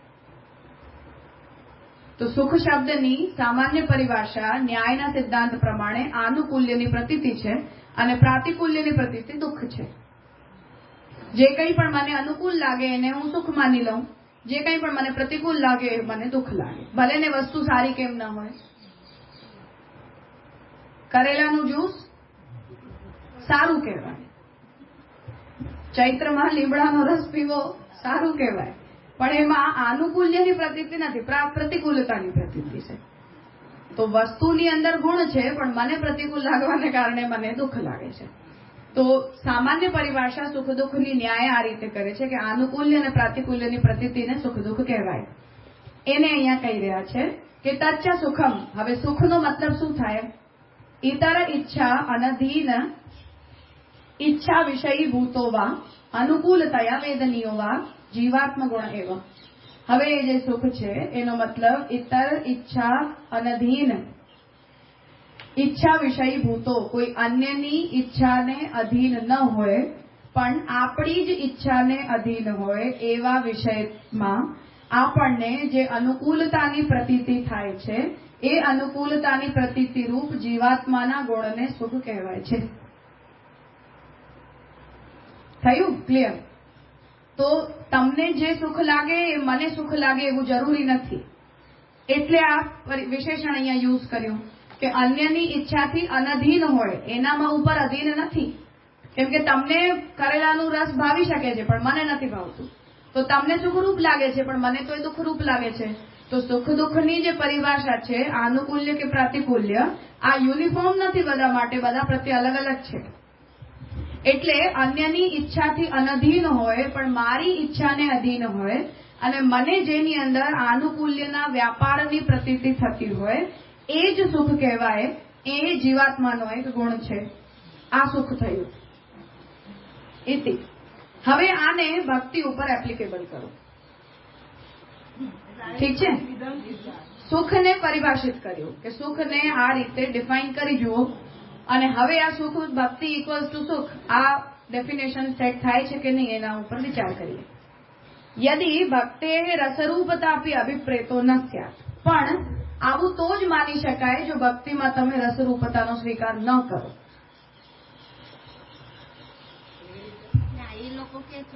એટલે જેના કારણે મેં કહ્યું કે આનંદ ધર્મભૂત હોવું અને રસરૂપ હોવું આ ઇન્ટરડિપેન્ડન્ટ કન્સેપ્ટ છે.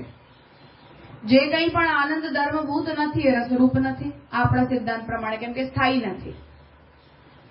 હવે જો સુખને આપણે ભક્તિ માની રહ્યા છીએ તો સુખ તો બદલાતું રહે છે થોડા થોડા ટાઈમમાં.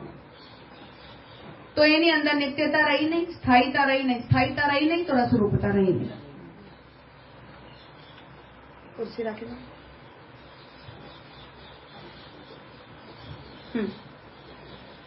तो रसरूपता भी यहां आना हो तो इसके साथ बैठना. यदि भक्ते रसरूपता भी अभिप्रेता न स्यात्. તો આ સુખવાળો જે સ્ટેન્ડ છે એને આપણે તો સ્વીકારી શકીએ જો ભક્તિમાં આપણે રસરૂપતા ન માનતા હોઈએ. હવે આપણી પ્રોબ્લેમ એ છે કે નહીં, ભક્તિ તો રસ છે, આ તો પાછું આપણે માનીને ચાલી રહ્યા છીએ.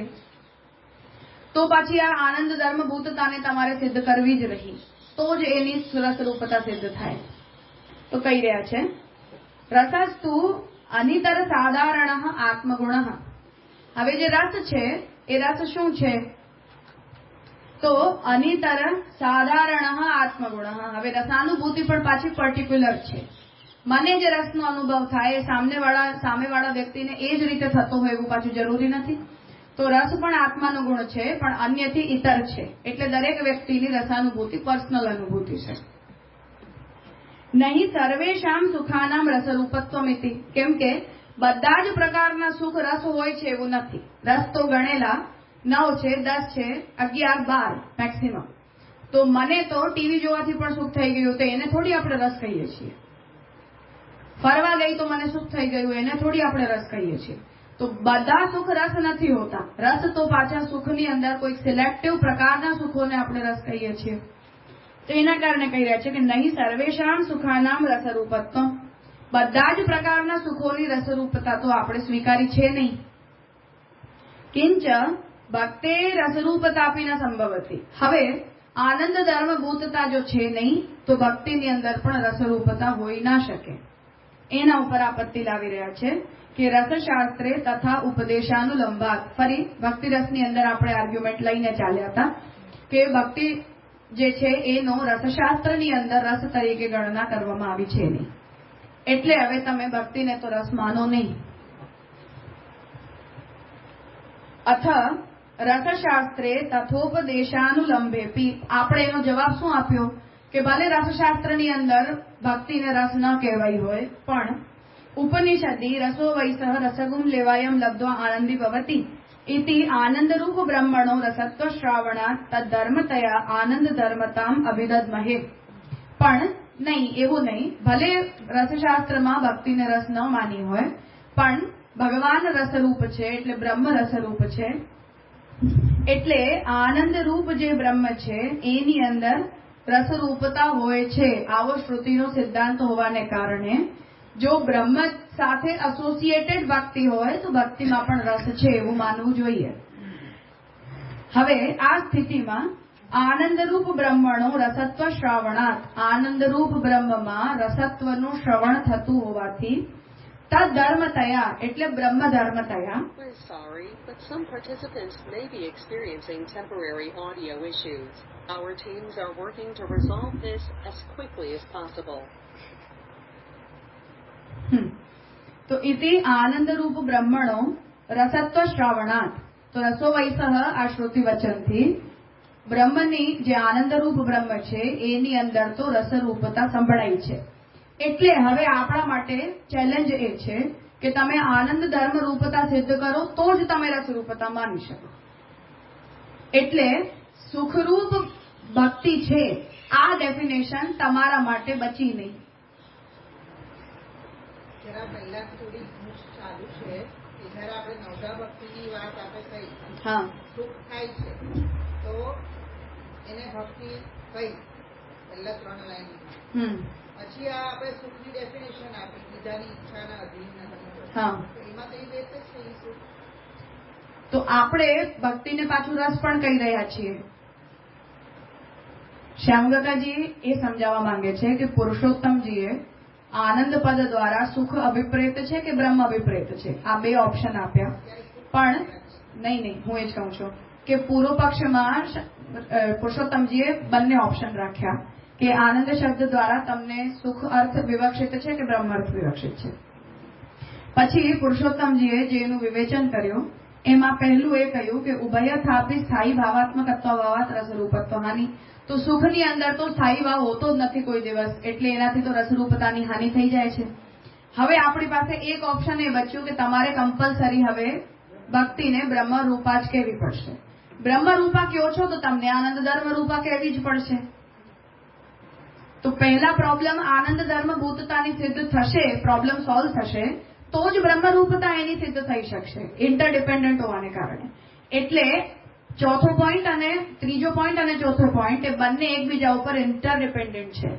તો સુખરૂપતાને તો જો તમે નેગેટ કરીને ચાલો અત્યારે, કેમ કે ભક્તિને રસ તરીકે તમે માની જ રહ્યા છો, જેના ઉપર આપણે આ સ્ટેન્ડ લીધું કે શ્રુતિની અંદર બ્રહ્મને રસરૂપ કહેવાયો છે અને બ્રહ્મની અંદર આનંદ ધર્મનું શ્રવણ થતું હોવાને કારણે બ્રહ્મ રસનું અધિષ્ઠાન છે. એટલે હવે આપણા માટે જે ચેલેન્જ આવી એ આવી કે હવે તમે જો ભક્તિને બ્રહ્મરૂપા કહેવા માંગો છો તો તમે પહેલા એની આનંદ ધર્મભૂતતાને સિદ્ધ કરો. કેમ કે તમારી રસરૂપતાની પરિભાષામાં ભક્તિ સુખરૂપા છે આ સ્ટેન્ડ તો પોસિબલ જ નથી, એટલે એને તો ડ્રોપ કરીને ચાલો. થયું? પુરુષોત્તમજીએ ફર્સ્ટ લાઈનમાં ફર્સ્ટ સુખનો સ્થાયી ભાવ નથી એમ કરીને એને કેન્સલ કરી દીધું. હું એ જ પૂછું છું કે એ જ પાર્ટને જે શ્યામકાકાજીએ ડિસ્ક્રાઇબ કરી દીધું. તો નવધા ભક્તિ કરીને સુખ તો થાય છે ને, તો એ કેવી રીતે કેન્સલ કરવું? તો એ સુખરૂપ માનો યા રસરૂપ માનો, બે માંથી એક જ ઓપ્શન છે આપણી પાસે. સુખરૂપ કેન્સલ. હા, તો આપણે ચોથું વિશેષણ તો રસરૂપા છે એવું આપી રહ્યા છીએ. તો જો તમે રસરૂપા આવું વિશેષણ આપી રહ્યા છો તો ટુ બી અન્ડરસ્ટુડ છે કે તમે એને સુખરૂપા નથી જ માની રહ્યા. વિશેષણના ત્યાંથી કનેક્ટ કર્યું છે કે રસરૂપ લીધું છે તો સુખરૂપ કેન્સલ. તો સુખરૂપતા નથી જ પોસિબલ. રસરૂપતા તમને કહેવી છે તો તમારે એને બ્રહ્મરૂપા, આનંદ ધર્મ રૂપા અને સ્થાયી ભાવ રૂપા નિત્ય સિદ્ધ કરવી પડશે. તો પછી આ રસોવૈસથી તો આપણે સિદ્ધ કર્યું ને. રસોવૈસાથી આપણે આપણો સ્ટેન્ડ જસ્ટિફાઈ કર્યો, જે ભક્તિ રસત્વવાદમાં આપણે કરીને આવ્યા કે નહીં, અમે ભક્તિને તો રસ માનીએ જ છીએ, આમાં તો કોઈ ડાઉટ જ નથી. હવે જો તમે ભક્તિને રસ માની જ રહ્યા છો તો ભક્તિ સુખરૂપા છે, આ ક્લોઝ તમારા માટે બંધ થઈ ગયો. હવે તમારી પાસે એક જ ઓપ્શન બચ્યું કે તમે એને બ્રહ્મરૂપા સિદ્ધ કરો. બ્રહ્મરૂપા સિદ્ધ કરવા માટે તમારે એને આનંદ ધર્મભૂતા સિદ્ધ કરવી જ પડશે. એના ઉપર આવી વાત. આપણે એટલે પૂર્વ પક્ષ આપણને આવું કહે છે. હા. હા, બસ આ ડેવલપમેન્ટમાં તમે ચાલો. તમારે એને કરવું એટલે જ મેં કહ્યું કે ત્રીજો અને ચોથો ગુણ એકબીજા ઉપર નિર્ભર છે. આનંદ ધર્મભૂત કહ્યા વિના તમે રસરૂપ કહી નથી શકતા, અને જો તમે રસરૂપ કહીને એને નિત્ય બ્રહ્મ ધર્મભૂત માની રહ્યા છો તો તમારે એની અંદર આનંદ ધર્મરૂપતાને સિદ્ધ કરવી જ પડશે. You don't got any option. એના ઉપર આવ્યું છે. ન્યાયનું કહેવાની જરૂરત શું હતી? કેમ તો સુખની પરિભાષા એ લોકોએ આપી છે તો એને આપણને કન્સિડર તો કરવી જ પડે ને.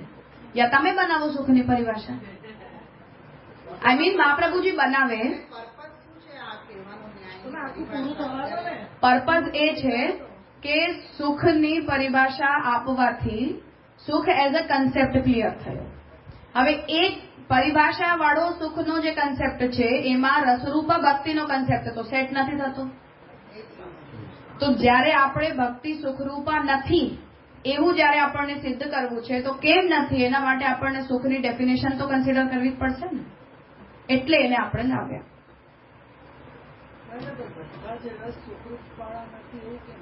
નહીં, બધા રસ સુખરૂપ હોય છે પણ બધા સુખ રસરૂપ નથી હોતા. ઉલટું.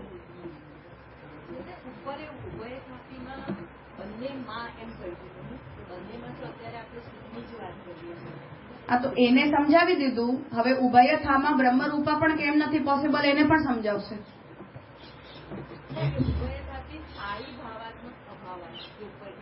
હા, તો બ્રહ્મમાં પણ ન થયું એવું તો આપણે સિદ્ધ કર્યું ને કે તમારામાં ભક્તિ નિત્ય તો દેખાતી નથી, તો બ્રહ્મ ધર્મ રૂપા પણ સિદ્ધ નથી થઈ રહી ને.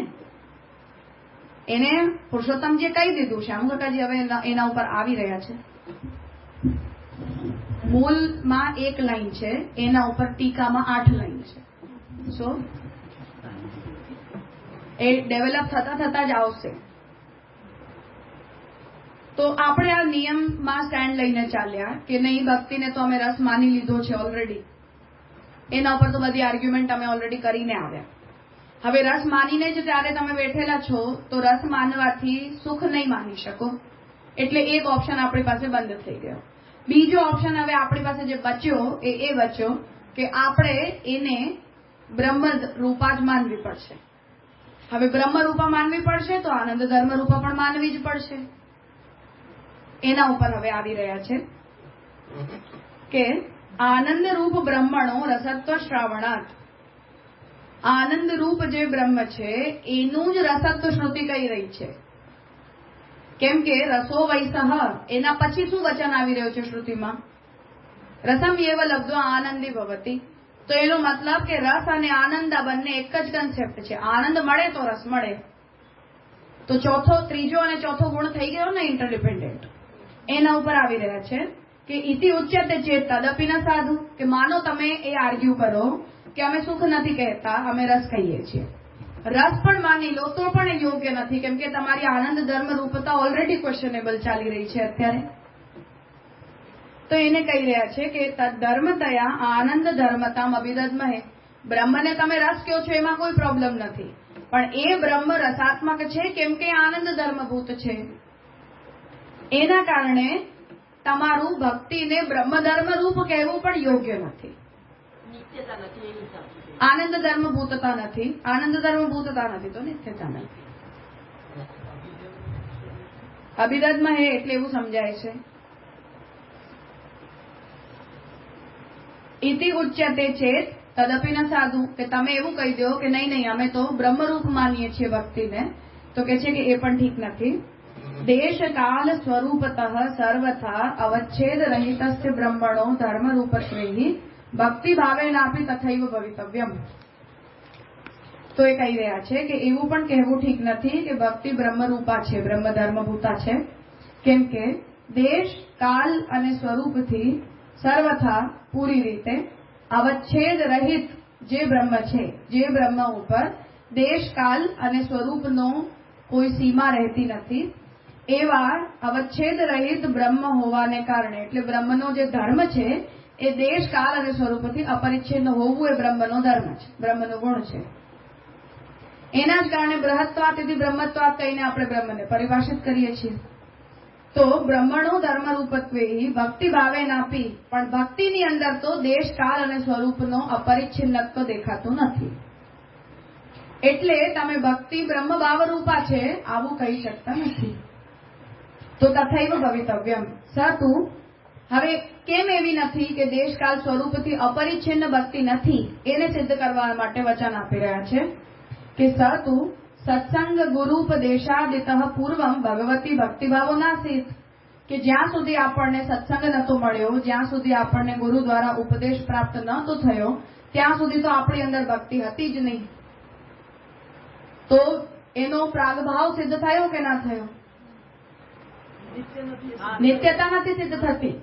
સત્સંગ અને ગુરુના ઉપદેશ પ્રાપ્ત થતા પહેલા આપણી અંદર ભક્તિ હતી નહીં, આવો ભક્તિનો પ્રાગભાવ દેખાયો.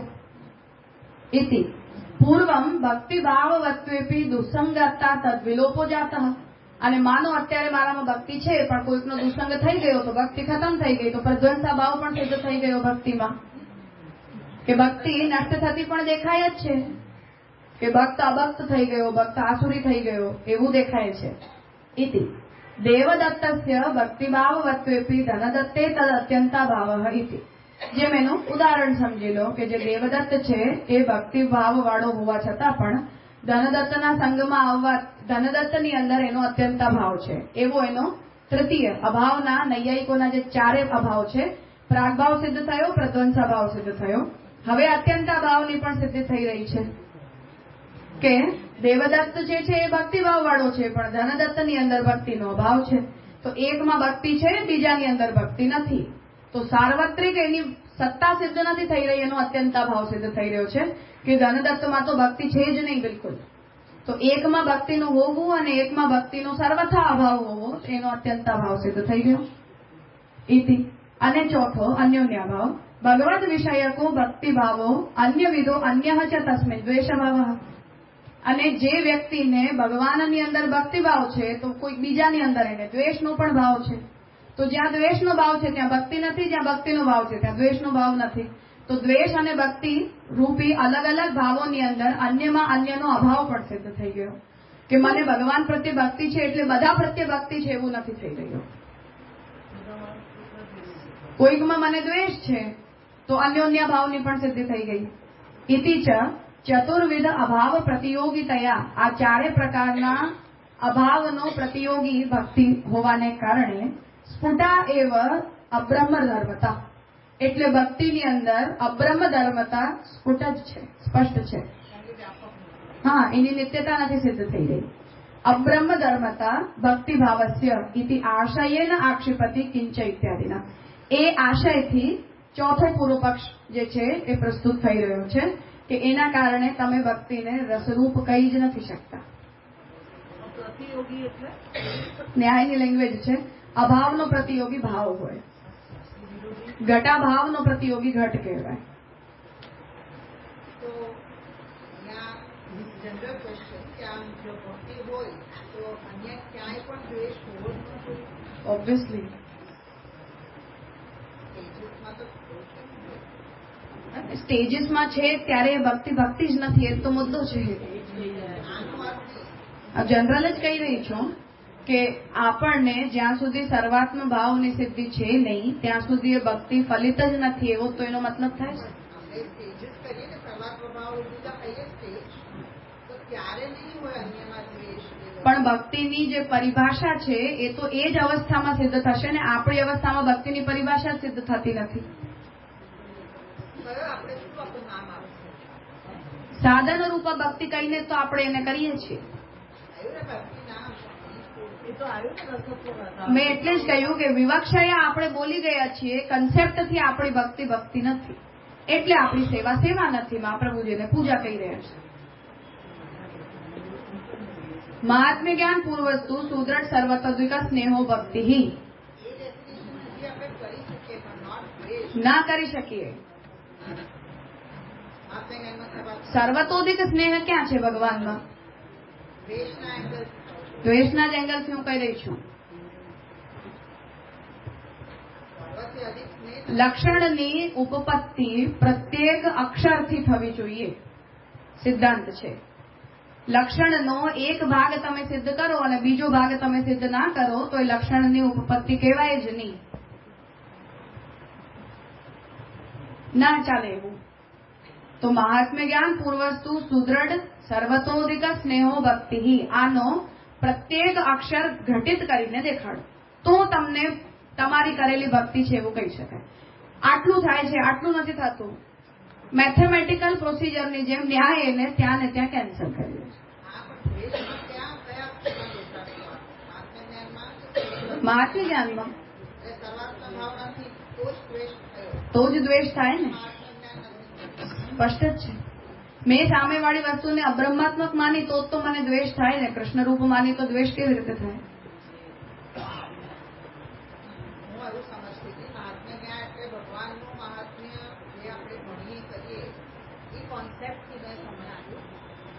હા, પણ એમાં તાદાત્મ્ય બુદ્ધિ તો મહાત્મ્યનું પ્રથમ ચરણ છે ને, કે સર્વવિધ નામરૂપ કર્મોમાં ભગવાન ઉપાદાન છે, અન્વિત છે. આ તો એબીસીડી છે મહાત્મ્ય જ્ઞાનની. તો આપણા વ્યવહારમાં એબીસીડી ઘટિત તો થતી જ નથી. ન્યાયની જે પ્રોસિજર છે ને લક્ષણ ઘટિત કરવાની, એની અંદર જેમ 1+1 = 2 થઈ શકે, 2.1 ના થાય, એવી રીતે ન્યાય જે છે લક્ષણ ઘટિત કરે છે.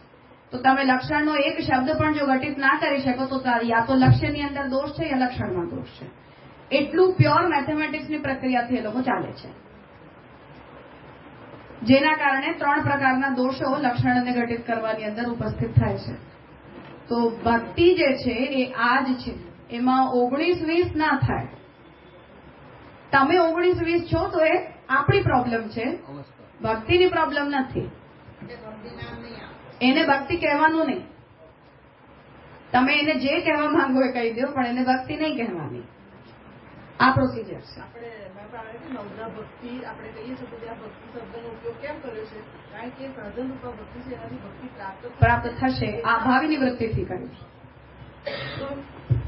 લોટ દરાવવા જાઉં છું, ઘઉં દરાય કે લોટ દરાય, ત્યાં હરિરાયજી એનો ઉત્કર્ષ બતાવ્યો છે કે શબ્દ પ્રયોગનો મતલબ એ છે કે આનાથી ડેફિનેટલી થાય જ છે, એના વિષયમાં કોઈ સંશય જ નથી વ્યક્તિને. એટલે આપણે એને ભક્તિ કહીએ કે મહાપ્રભુ જે સાધન બતાવ્યા તો થવાનું જ છે એનાથી. એટલે આપણે એમાં ભક્તિ શબ્દને યોજિત કરી રહ્યા છીએ. વસ્તુતઃ આપણે જે કરીએ છીએ ક્રિયા છે, પૂજા છે. માર્ગનું સંબલ કીધું, માર્ગ બલથી, Acharya બલથી. Bio break 2 minute break લઈ લો પછી કરીએ.